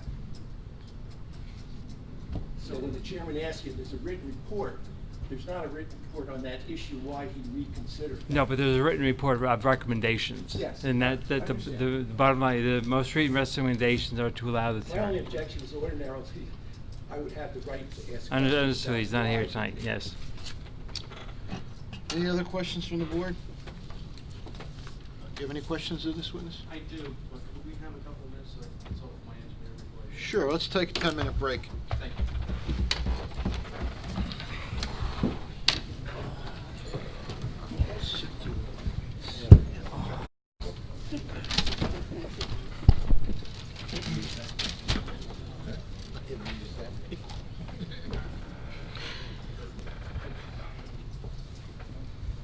All set? Yep, you may proceed. Okay. Good evening. Good evening. Okay, so I have some questions for you as well. Did you perform your own traffic study? No. Did you perform your own level of service study? No. Did you perform your own gap study? No. Did you do any study upon which you relied in providing your testimony here tonight? No, I relied on the applicant's traffic studies. Okay. Did you talk to anyone in Morris County regarding their position on this application? The county engineer? Yeah, I can't remember if I got through to the county engineer or not. If it was 6 or 8 months ago. And if you did, you don't recall what Right. the content of that conversation was? Correct. So you have no firsthand knowledge as to anything that they're planning with respect to the intersection improvements, is that correct? Correct. You were present when Matt Seckler discussed his interaction with the county engineer regarding that, correct? Correct. And you have no reason challenge his testimony? I'm gonna object to the form of the question, but subject to that, you can answer it. Challenge as far as the fact- Credibility. Oh, no, his credibility is fine, yeah. Okay. Did you see a copy of the county engineer's letter to this board dated October 2nd, 2018? I'm gonna object. If you're gonna reference the letter, I think you're gonna present it to us because that's so we know the context. Well, I'm asking him if he's familiar with it. I've seen a letter from the county. I can't remember what the date was or exactly what the contents of it Okay. was. Are you familiar with whether or not the county engineer had an objection to a left-hand turn in, left-hand turn out on Parsippany Boulevard?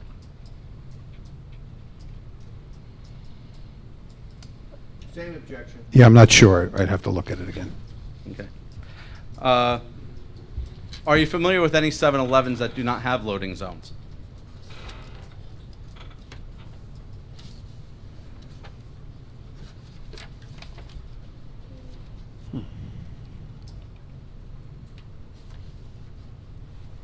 I think there's one in Irvington I looked at.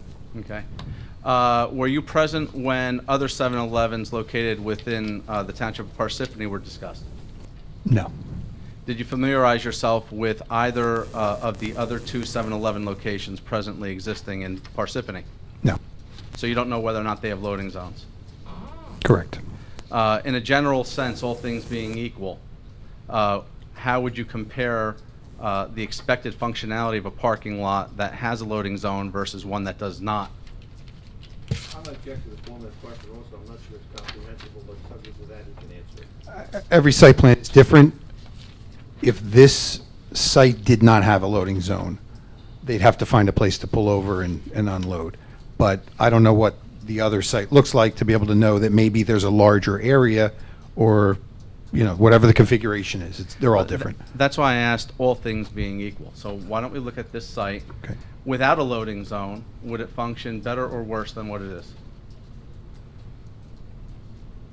So all you're saying is just take away the striping for where the loading zone is proposed? So then the truck, Taking away an area that's designated for a loading zone, it would become a de facto loading zone. as long as nothing else is there, I would assume, right? Correct.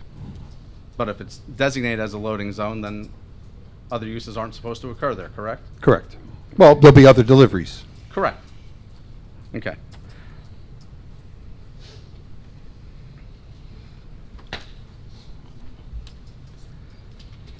You're looking at A12 there, correct? Correct. And A12 has a turning template for the largest tractor trailer that would be anticipated entering this site, correct? Correct. Okay. And that turning template, does it show the tractor trailer crossing over into any portion of any parking spaces?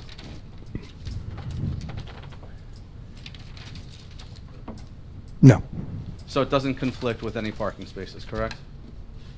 Correct. Okay. The drive aisles designated within this parking lot are in accordance with the code? There are no dimensions on this drawing, but I believe that they are 24-foot wide drive aisles, 18-foot deep parking spaces. Which is in accordance with the code, correct? I believe so. Okay. Now, were you here when Mr. Seckler provided testimony about the expanded loading zone?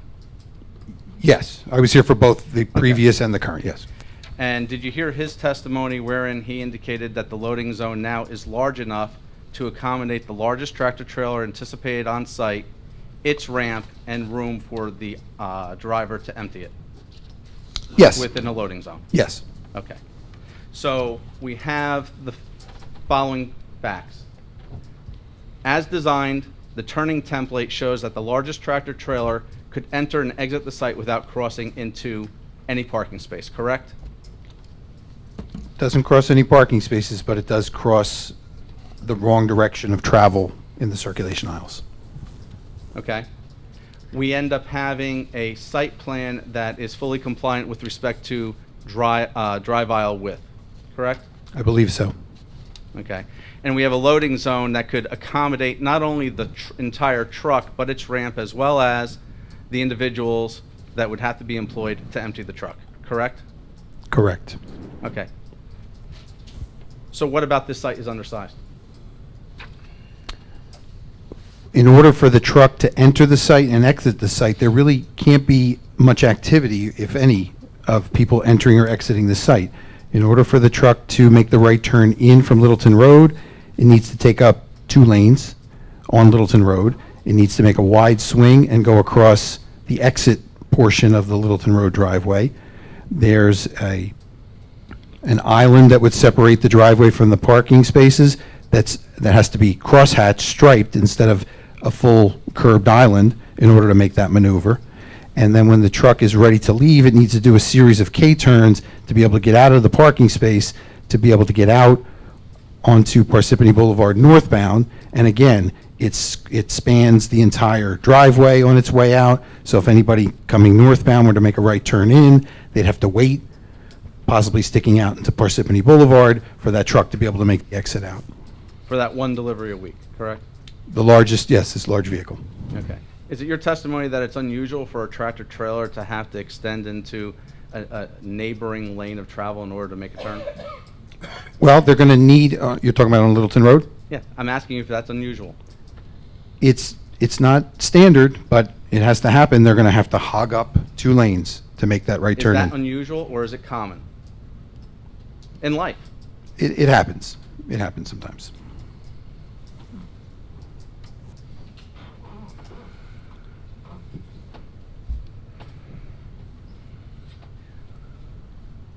You had provided some testimony that the loading zone could have been to the rear of the building. Is that correct?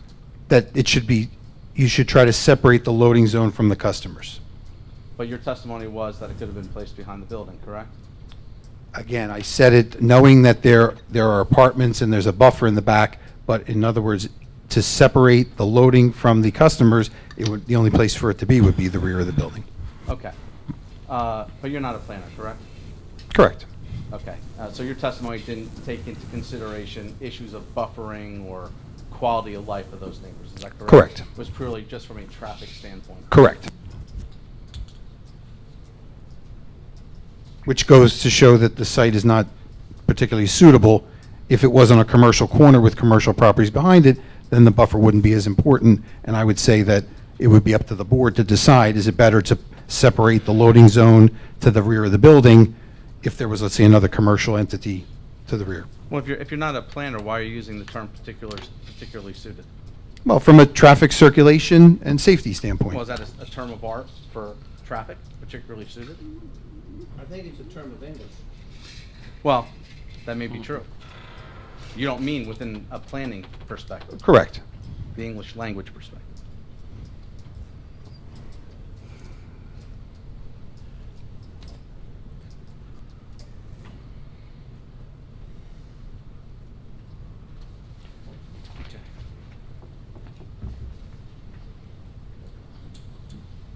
I don't think I have any other questions. Thank you. Thank you. Any members of the public have any questions of this witness on testimony given? Respectfully, Mr. Chair, do you want Mr. Schaefer? Oh, I'm sorry, didn't know. Mr. Schaefer, please stand. Please come up and use the mic. Thank you, Mr. Chair. He's got the mic right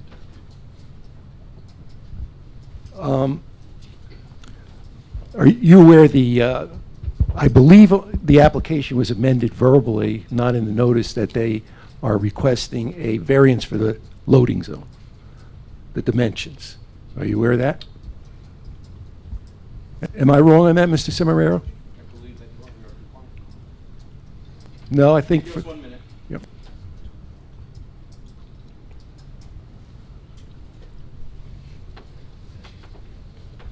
No, we're compliant now.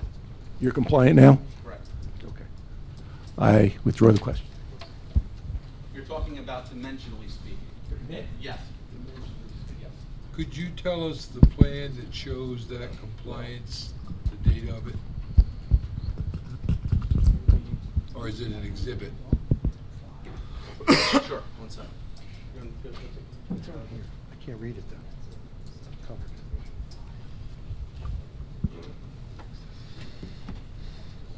Okay.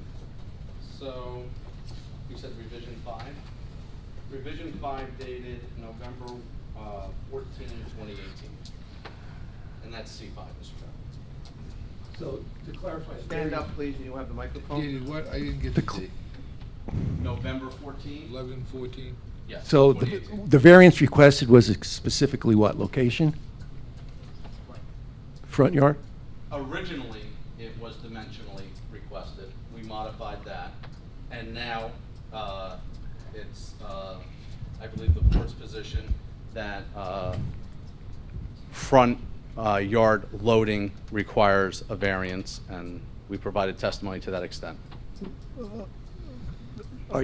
Are you challenging, when you say it's the board's decision, are you challenging that that's what the ordinance says, or are you saying it's unclear? I believe that we satisfied the burden necessary to get that variance, but we also believe that the code does draw a distinction between parking space and loading, and that Okay, but officially it's a variance. we're Thank you. we're taking exception to the requirement, but we're proving the requirement nonetheless. You're justifying the variance. We're justifying the variance, but it's our position that it's not necessary nonetheless. How do you want to put this up? Slide it? Okay, any questions by members of the public on this witness, of this witness? Hearing none, and seeing none. So I give none. Next witness?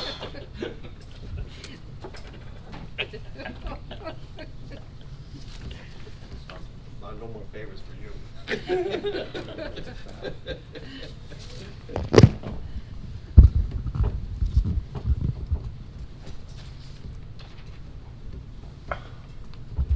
Thank you, board. Our next witness is our planner, who I'd like to have sworn in. Okay. Do you swear the testimony you're about to give before the board is true? So help you God.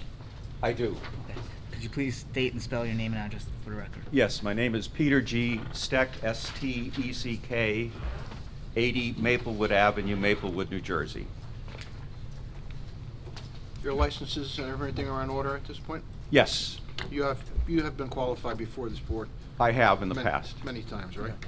And there's no change to anything, so, I've testified a few more times since then. okay. Okay. Just give us more than 50, more than 100 before boards? I've been in approximately 160 municipalities in New Jersey and been Okay. accepted in Superior Court as well as tax court. Thank you. Mr. Chairman, we have no objection as long as this license is current. Okay. And he said it was. Thank you.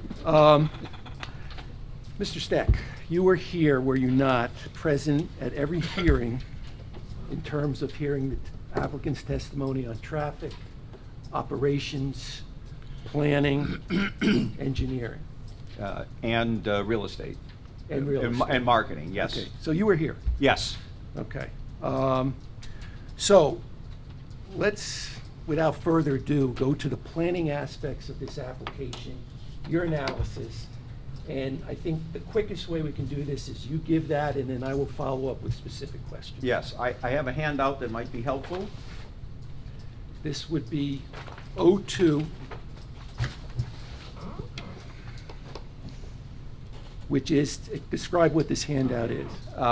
This is a 5-page handout prepared by me. It's dated on the top May 2nd, 2018, but I updated it to include the more recent changes to the retail building.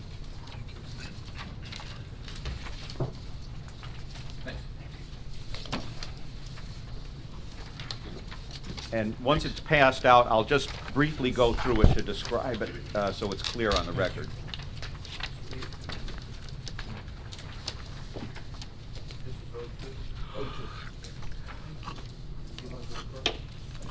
Clerk, I marked it, and if anybody from the public wishes to see it,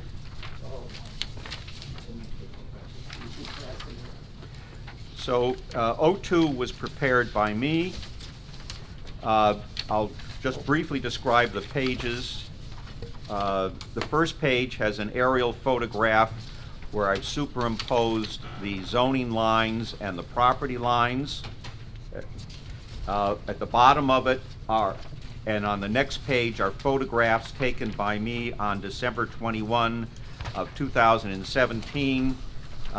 They accurately depict existing conditions, and I was out to the site again today, and they continue to accurately depict existing conditions, but for the season change, because the trees are not in bloom.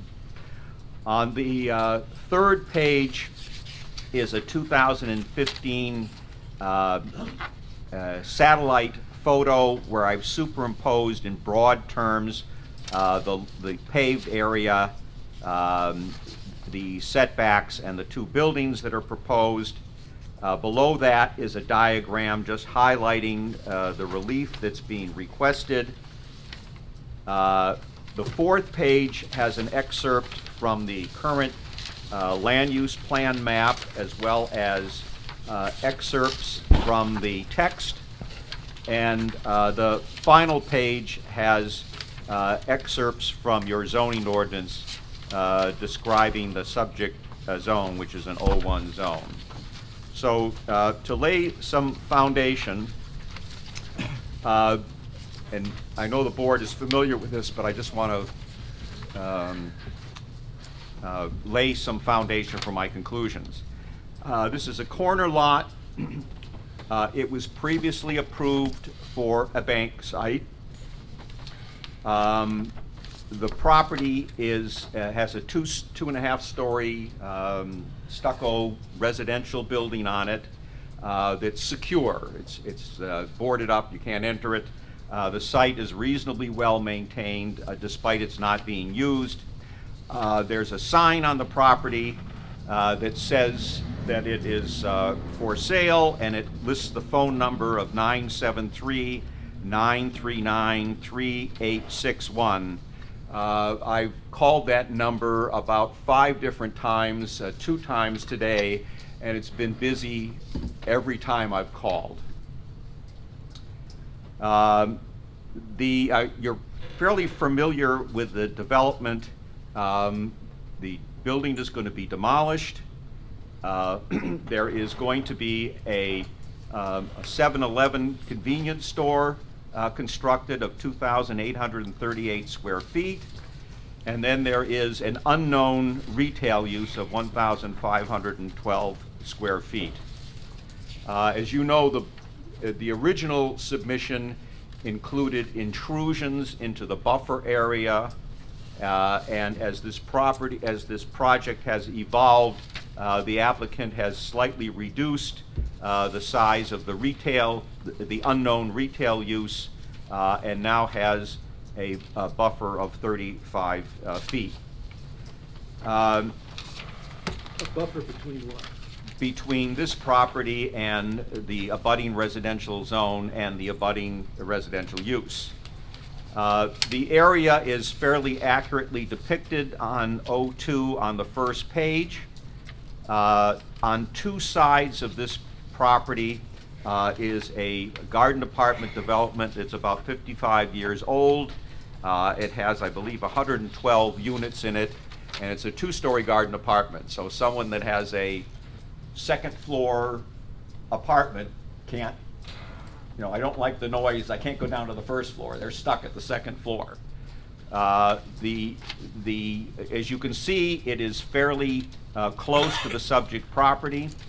There are 2 of the buildings that face it, and the building that's closest to Littleton Road, again, has basically a lawn separating the garden apartment from the subject property. As part of my analysis, I examined your master plan, and I'll summarize this later, but the applicant's attorney referred to the master plan and said that the municipality was concerned about economic development. However, that was not a goal of the master plan. That was simply the re-examination report assessing what went on since the last re-examination report. I want to highlight several features of the 2014 re-examination report and land use plan. First of all, it's fairly recent. You have to do another one in 10 years, but it's a fairly recent adoption, and clearly the drafters of the plan knew the market in terms of office use. The text of the plan says that the planning board recognized that there was not a strong market for office uses, yet despite that observation, it kept this property, it recommended that this property stay in the O1 zone. While there's a section of the reexamination report that like looks at changes that have occurred since the last reexamination report, the real meat of this is the land use plan, and goal number 1 says a principle of this plan is to preserve and protect the residential character of existing density of the community by restricting incompatible land uses from established residential area and limiting intensities of use to the levels and locations prescribed herein. So that was goal number 1. Of interest is that on page 4 of the plan, when they were assessing what happened in the past, there was an observation number 6 that had to do with a different zone, the OT zone, but it said there that one of the goals is to provide greater control of the potential uses within this zone, the OT zone, so as not to establish greater adverse traffic impact.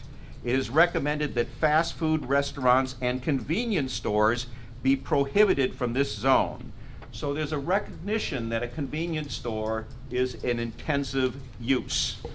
It has an adverse traffic impact generically.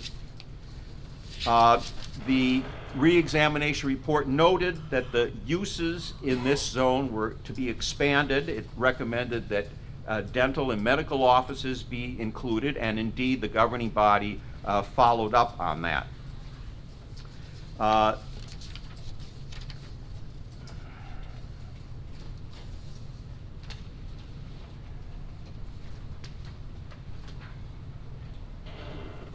There is a lot of discussion in the plan about buffers, and it's said that buffers are important, and they can be from 50 to 100 feet. And again, it is to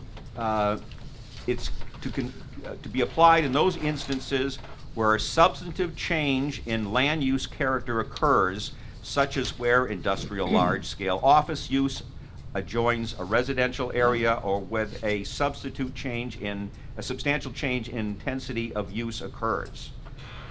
So the plan is fairly recent, 2014. It was clearly after the downturn in the economy. The plan recognized that there was not a strong demand for office use, but the plan continued to recommend the O1 designation for the subject property, and the plan recognized that convenience uses potentially have adverse traffic consequences. This is zoned in accordance with the master plan recommendation. The zone that applies to this corner, the O1 zone, will completely be wiped out by this project because there won't be an office or a permitted use in it. So this is not just in the corner of, let's say, a 100-acre piece of property. Lots 8 and 9 in block 412 constitute the O1 zone at the northeast corner of this intersection. If this is approved, that zone is essentially decimated. As you know, it's the applicant's burden of proof. And I want to summarize, I was here when the applicant's planner testified, and I also, and I took notes, and I just want to comment upon the rationale that he offered, because it's the applicant's burden, and then I want to offer a critique of that rationale. First of all, before I go there, I want to say that there's been no testimony by any of the applicant's witnesses about other uses in the area that are comparable. If you go north of this site on 202, There is a on-the-run convenience store right across the street from the municipal building here, open 24 hours a day. If you go south, there is a Quick Check, about 2,800 square feet away. And if you go further to the south, there's a Krausers that closes at midnight. So within relative proximity, there are uses that provide convenience services, two of them 24 hours a day. Mr. Hughes said that the retail use is consistent with other uses in the area, and the answer is I disagree. On the north side of Littleton Road, which is the 01 side, there are no other retail uses. There's offices across the street. Our site has a residential use. If you go right across the street, there is a Dunkin' Donuts and a shopping center, but in a zone that permits those uses. There's a lot of talk about the buffer that's proposed, and I would suggest that just meeting the buffer requirement of 35 feet, which was intended for offices, for permitted uses, is not necessarily adequate or meets the negative criteria when you have a non-permitted use. Most offices don't operate 24/7. This is one of the most intensive uses per square foot that you can have. The buffer does not stop noise.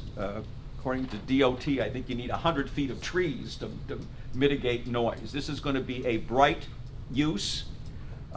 Even though there's going to be shields on it, I can tell you that the neighbors next door, particularly on the second floor, are going to know that something's going on 24/7 on that adjacent property. The applicants promoted the visual appearance, and I'll grant you that tearing down the building and putting up a new building will be a visual improvement, but so wouldn't any permitted use on that property. That does not distinguish this use. The applicant is suggesting that this is a convenience type of use for the residential people in the area. And the answer is, while someone, let's say 500 feet away, might like the convenience, the people close to this, in my opinion, are not going to be happy with a 24/7 operation like this that is brightly lit and that is an active use. The fact that it might be convenient has already been disavowed. There's a case of Saddlebrook Realty where it went to the appellate division, I believe it was in 2006. And that said that just because it's convenient or blends in doesn't make it in terms of justification for a D1 use variance, which this is. There was discussion that this was approved as a bank, and banks have ATMs that are open 24 hours a day. I would suggest to you, and this is maybe a technical term, that it's ridiculous to say that an ATM machine is comparable to a 7-Eleven that's open 24/7. The number of people that would come to an ATM machine, in my opinion, is greatly below the number that would come to a 7-Eleven at early morning hours. Mr. Hughes said Parsippany is working on their new master plan, and maybe they'll, look at this and change it. Pure speculation. We don't know. The master plan may continue. The trend is that because of the traffic on this site, it ought to stay in an office use. The applicant is characterizing this application as having a high amount of pass-by traffic. So he's saying that people are going to turn in here because they're already going in that direction, and I don't dispute that. Except that the problem with this site is it's on a heavily trafficked area, and as testified by Mr. Klein, there are a lot of backups and it's difficult to get in and out of the site. So the fact that someone is coming already in this direction doesn't make it any easier if you have to get in and out of the site. There could be 100% pass-by traffic, And in my opinion, this is still a disaster, because those people have to get in and out of the site, especially during the peak traffic hours.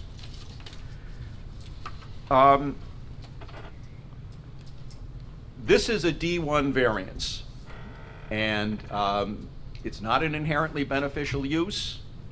The applicant has to show that it's particularly suited, and the applicant has to show that it's not doesn't substantially impair the intent and purpose of the zone plan and zoning ordinance under what's called the enhanced burden of proof.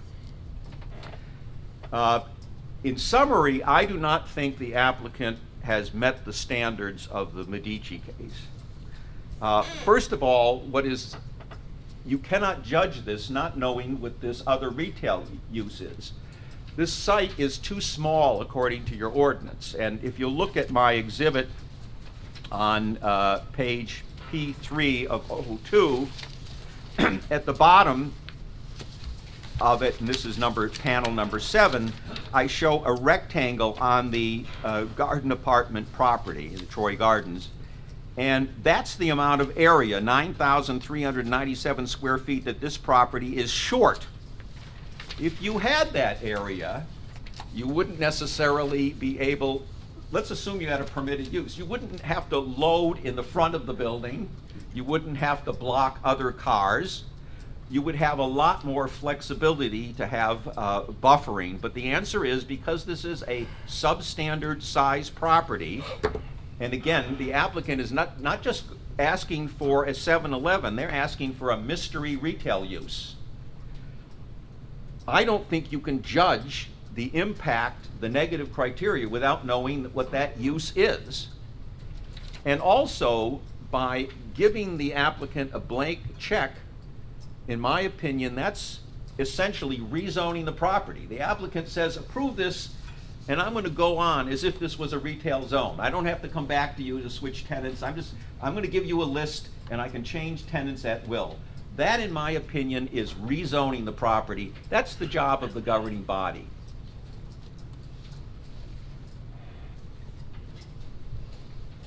This is not particularly suited because, first of all, it's too small, and I think the constrained dimensions of the site, the fact that he has to load in the front, the fact that cars are blocked by that loading is an indication of that.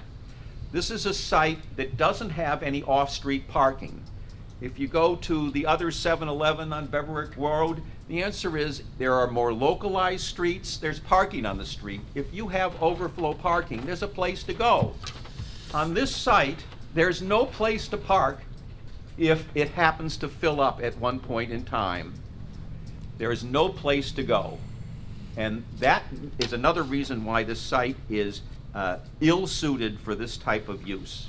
It's also ill-suited because, again, it abuts a multifamily residential use. The applicant cited purposes A, G, H in his report and then referenced aesthetics I. A and G talks about encouraging the most appropriate use of land. G talks about sufficient space in an appropriate location. The governing body has already ruled on this. This is supposed to be an office area. And in fact, they expanded the list of uses to include medical uses. That's what the most appropriate use is, considering the high traffic activity here. This use that's being proposed is one of the highest intensity uses per square foot. And your re-examination report and master plan recognize that. It's suggested that this is going to be a traffic improvement. The improvements that are being proposed in the county are on-track improvements, which means that you can saddle the developer, any developer, with 100% of the cost of on-track improvements. That means that any use, including a permitted use, and we have testimony on the record that while this may not be a corporate office site, there are a lot of smaller boutique offices that are clearly here. Those offices are going to have to follow the requirements of the county, which include the same traffic improvements, except An office use is clearly not going to have the intensity. It's not going to be typically open 24/7. The purpose of promoting aesthetics was referenced. Any new building on this property is going to have, in my opinion, decent aesthetics. That's why you have a site plan review issue. The most significant issue is that the governing body knew what a 7-Eleven is. Let's start with the planning board. The planning board knew what a 7-Eleven is because there are already ones in town, and they're in retail zones. The planning board knew that the office market was weak. Despite that knowledge, the planning board said this site on this side of this intersection, on this corner, these two lots should be an office zone. Planning board recommended that. The governing body kept the zoning in place. So there's 100% consistency there. The fact that the applicant is saying multiple times, we comply with the buffers, we comply with the buffers, and the applicant's planner said, we comply with the buffers, and that's the reason why we can have almost any use on this property. Well, first of all, keep in mind that when this application was first filed, the applicant's planner, even though they were violating the buffer requirement, the applicant's planner in his report said, that's fine. So you can violate the buffer, the use is still good. Now we got a 35-foot buffer. The applicant's saying you can almost do anything on this. Don't worry about it. In my opinion, the 35-foot buffer with a berm is not going to affect the adverse impact on residential use. This is a 24/7 use. You know it's going to be 24/7. It is known to be an active use. It's not going to, that vegetation is not going to block the noise. It's not going to block indirect lighting. You're going to know that there's going to be a beacon on this corner. There is no study of demand. The applicant's planner didn't talk about the Krausers or the On the Run Exxon or the other Quick Check. There was no study of other uses, some of which are 24 hours a day. This will substantially impair the zone plan and zoning ordinance. The master plan is consistent with the zoning ordinance, so the planning board and the governing body are in sync. They knew there was a weak office market, but they still did it this way. This use will eliminate the entire O1 zone in this corner. This is not chipping away at a big zone. This is going to take off the complete zone on this quarter. Even though there are, again, pass-by uses, pass-by trips to this type of use, it is an intensive use, and you still got to get in and out of the site. And most people know just from driving around the condition of this area during the high traffic hours. So, in my opinion, the applicant has not met its burden of proof. It hasn't read the master plan correctly. It only quoted the fact that you would like economic development. Mr. Hughes never even went to the general goals, and the first goal was to preserve and protect the residential areas. This is a high-intensity use. It's a use that's not permitted. There's a mystery retail use. Approving this, in my opinion, is taking the power away from the governing body. It's usurping their power, and that's why it is this will substantially impair the intent and purpose of the zone plan and zoning ordinance. This is a use that's an intensive use. It is incompatible with residential use.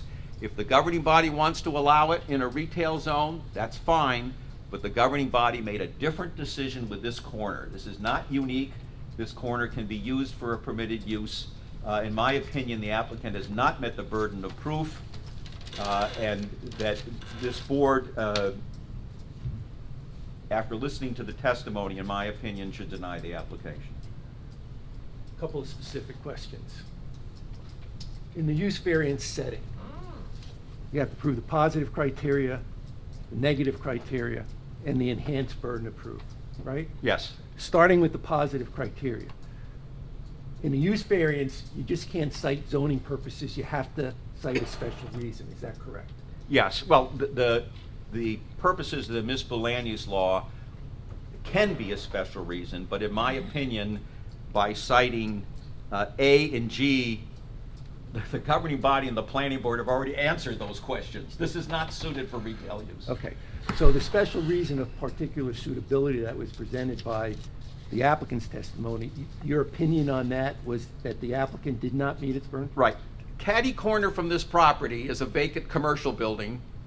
It happens to be in a retail zone.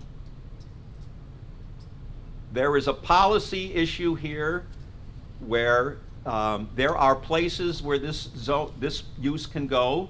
The fact that the applicant will make more money on it is immaterial to this. Okay, so having failed to satisfy the positive criteria, in your opinion, the negative criteria really has two aspects, the master plan and ordinance, right? Yes. And whether it has a negative impact on surrounding properties. Yes. In your opinion, does this use have a negative impact on surrounding neighborhood properties? It does, because it is a high-intensity use, and particularly because it's open 24 hours a day, every day of the year. And it's an active use. So at 3 o'clock in the morning, there are people going to be coming to this property. They'll be parking, they'll be opening doors, they'll be talking. There's no way that a 35-foot buffer, even with a berm, is going to insulate the two-story residential uses from these impacts. Now, during the course of this proceeding, I asked every witness of the applicant, do you believe that this use is compatible with the adjacent 112-unit garden apartment complex? And their response was, yeah, with screening it is. Your planning opinion on that? The applicant seems to be saying, with a 35-foot buffer, I can do anything. And in my opinion, it is inadequate. Your master plan talks about 50 to 100-foot buffers, but the point is, the buffering was intended for a permitted use.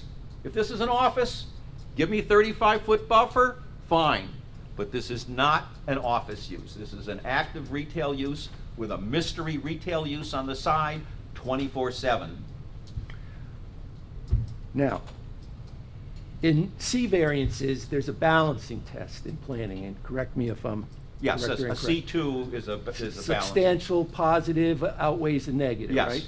Isn't it true that in the use variance setting, there is no balancing? Right. With a Medici case, you have to independently meet the positive criteria and the peculiar suitability, and you have to independently meet the negative criteria. And if perchance you meet one, the answer is you don't deserve approval. You have to independently meet both halves of the proofs. So regardless of particular suitability, is it your planning opinion as an expert that this site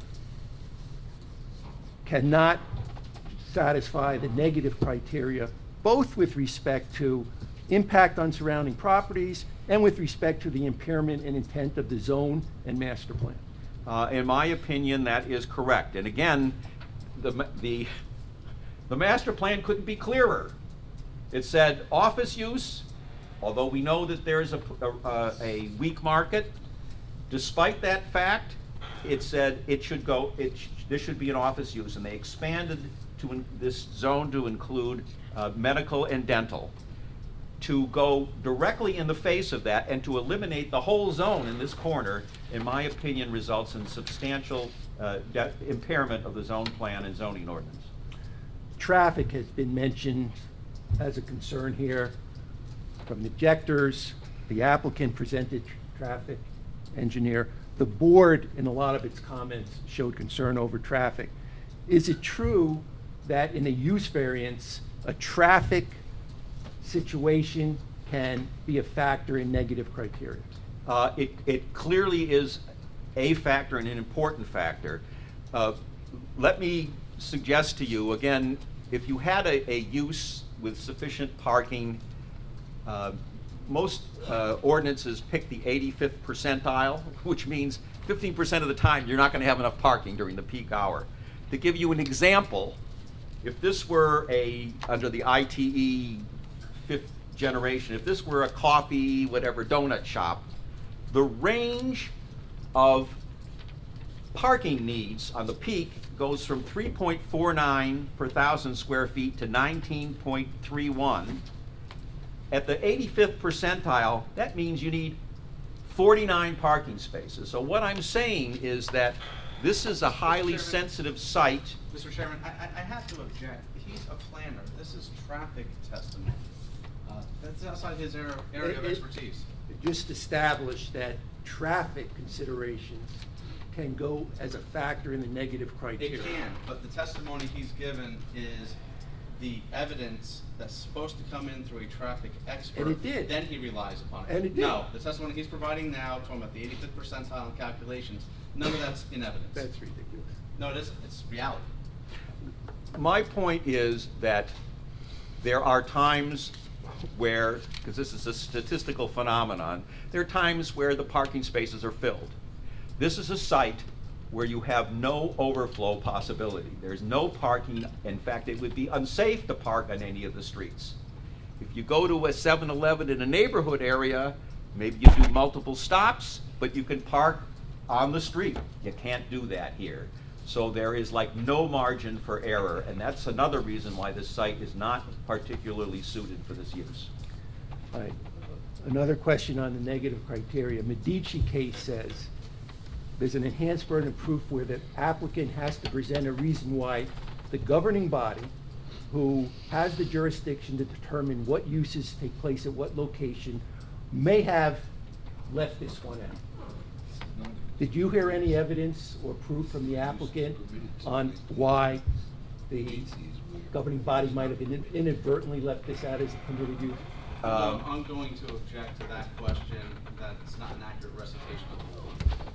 Could you It's both, not a recitation. Could you both just comment on whether this is or is not a Medici case? This is a Medici case. Why? Because it's a D1. Is there a distinction in Medici decision as to whether a use is permitted in the ordinance or not permitted in the ordinance? Medici was a use variance case. Of course. That's not what I asked you. This is a use variance. I asked you whether or not the Medici case focused on whether a zoning ordinance permitted a use or did not permit it, meaning it wasn't mentioned at all.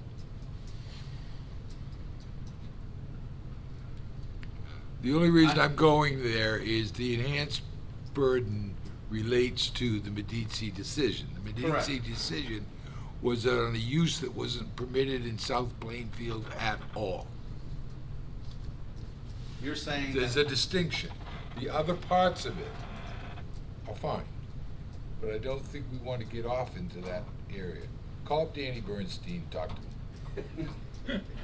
If I can comment, I don't think the issue is whether it's prohibited in the municipal. First of all, any use that's not listed as a permitted use is prohibited. It is irrelevant, in my opinion, to whether the use is permitted in the municipality at all in any of the zones. The issue is, it's not a permitted use on this property. I just didn't want to get off into some other area that we don't need to. And it didn't help. Thank you, John. I'm almost done. I just want to look at my, Couple years ago, we were all looking at that for forever. Danny Bernstein was the attorney. I against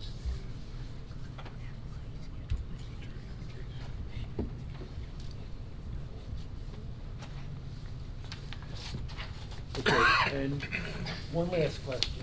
I think the chairman alluded to profitability is not a proper consideration in zoning unless extreme circumstances. Yeah, correct? if a property is in utile, there's extreme hardship, that can be a special reason. There is clearly no evidence. First of all, this was approved for a bank use. But there is, and the testimony of Mr. Krauser is that it is marketable for an office use, which is a permitted use in the zone. So from a planning standpoint, the fact that there's a contact purchaser here who wants to probably spend a lot of money to do this application, does that have anything to do with the proofs that the applicant has to provide. It has nothing to do with the proofs. That's all I have, thank you. Any questions by the board? Just Mr. a quick Kaplan question. Looks like he's got a question. You referenced that there's a 35-foot buffer Yep. between the property and the adjacent apartments, and you also referenced several local 24-hour establishments. Do any of those have a buffer that's 35 feet or less? To my knowledge, they do not, but they're in zones that are permitted. The governing body made the call that that is a permitted use. So that becomes, a C issue. And, Are you aware- and I don't know how long those buildings have been there, if it was adapted from another building, but the point is that there is a focus, and a special focus on this buffer, because this is a use that's not permitted on the property. Understood. On those other properties, are you aware of residential that's adjacent in a similar fashion? There is residential, unlike the Beverwick Road one, there is residential there, but the answer is it's a permitted use. Okay. The governing body makes that call. Okay, thank you. Any other questions? No. Nancy? No. No, good. How about over here? Everybody good? Mr. Willens, you look like you have a question. Nope, I'm good. Nope. How about our engineer down there? Anything? John? No. Did you? Mr. Chairman, I would need some time to prepare for this, and I certainly wouldn't be completing the cross this evening, so perhaps this is a good time for a break. Okay. Nora, what have we got? Yeah, I forgot my schedule though. Do you have a calendar of meetings to know our second September date? Okay, 1 second. We have September, we have a meeting on the 4th, and we have a meeting on the 18th. The 18th, September 18th. Oh, I'm sorry? that's the only thing. Okay. 9/18? The 18th happens to be the League of Municipalities. September? That's September. September. November is September. the. Yeah, thank you. municipalities. It's a good thing that I won't show up Atlantic City. 18th good with everybody? Everybody good with the 18th? Yes, sir. Okay, and you will grant us whatever extensions are necessary? Absolutely. Okay. Can I also release my witness so he doesn't have to come to their client is released? As long as the applicant doesn't. Yes. Yes, that's fine. Thank you. Okay, do I have a motion to carry case 1774 to September 18th without notice and with whatever extensions necessary? So moved. Second ready. Wait, can I just finish it? Is there a second? Second ready. All in favor? Aye. Anyone opposed? Thank you. Ladies and gentlemen out there in the audience, we will reconvene this application on Wednesday night, September 18th at 7:30 p.m. Thank you. Can we also get an idea what the program is after this respect? So, do you have any other witnesses, or do you have any more witnesses? I do, we should mention that the board attorney had requested memorandums of law. Correct. Within 2 weeks? 2 weeks. Now, these are not gonna be rebuttable, you're gonna submit yours, you don't have to submit it to me, I'm gonna submit mine, you don't have to submit it to you. But 2 weeks is, that's a little tight. I think that it's tight. I think that we're right. I don't think that they should be shared. I think they would be kept confidential because they shouldn't be used for. You're just gonna rebut mine. Yes, I agree with that. And I think what Mr. Schaefer's saying, since it's the summer and we're not on until the 18th of September, maybe we give each other, give us a little more time, and I'd look to Mr. Maida for a little guidance on You that. wanna agree on a date you want?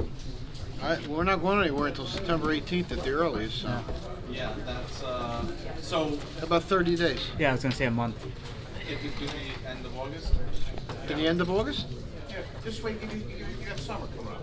Thank you for your concern. And you know what? You know how concerned I am? I'm not gonna probably submit one. I'm trying to help you. I appreciate it. Okay, So what- anything else, what Mr.? date? Yeah, I just think. Say August 30th? August 30th. Friday, right? That works out. Good, okay. So what's? Friday, August 30th? Friday, August 30th, yeah. And what's the program in terms of after Mr. Steck? That's to submit our. Mr. Steck has to be, Yeah, He's crossed. and then the members of the public have to have a chance. That's right. I think I may end up calling my planner as a rebuttal. Or my engineer even. I gotta think about that. Okay, let us know in advance so we know. what's I going will. on. Thank you. I will. Appreciate Yes. that. Thank you, Mr. Chair, thank you, Mr. Mussolaro. You know, one thing, I'm just worried if August 30th is too late in the game for Mr. King. I'm thinking maybe more like August 15th. August 16th. My understanding from Mr. King's letter, though, was to incorporate that into the resolution. Rather than having, let's say we have closings on September 18th, the board isn't then voting on the resolution until October, so we would have a month and a half at least. We close on the 18th, why wouldn't they be able to vote? It's not that they could vote, it's for the resolution, which would not be that night. No, but he has to, he might want to advise them on the law. It's also very, well, I don't know, I can't speak for Mr. I can't speak for Mr. King because he's not here. August 30th, and we reconvene on the 18th. That's 3 weeks. I mean, what's the big deal about this memorandum of law? All right, do I have a motion to adjourn? So moved. All in favor? Anyone opposed? Thank you for your cooperation. The only reason I said that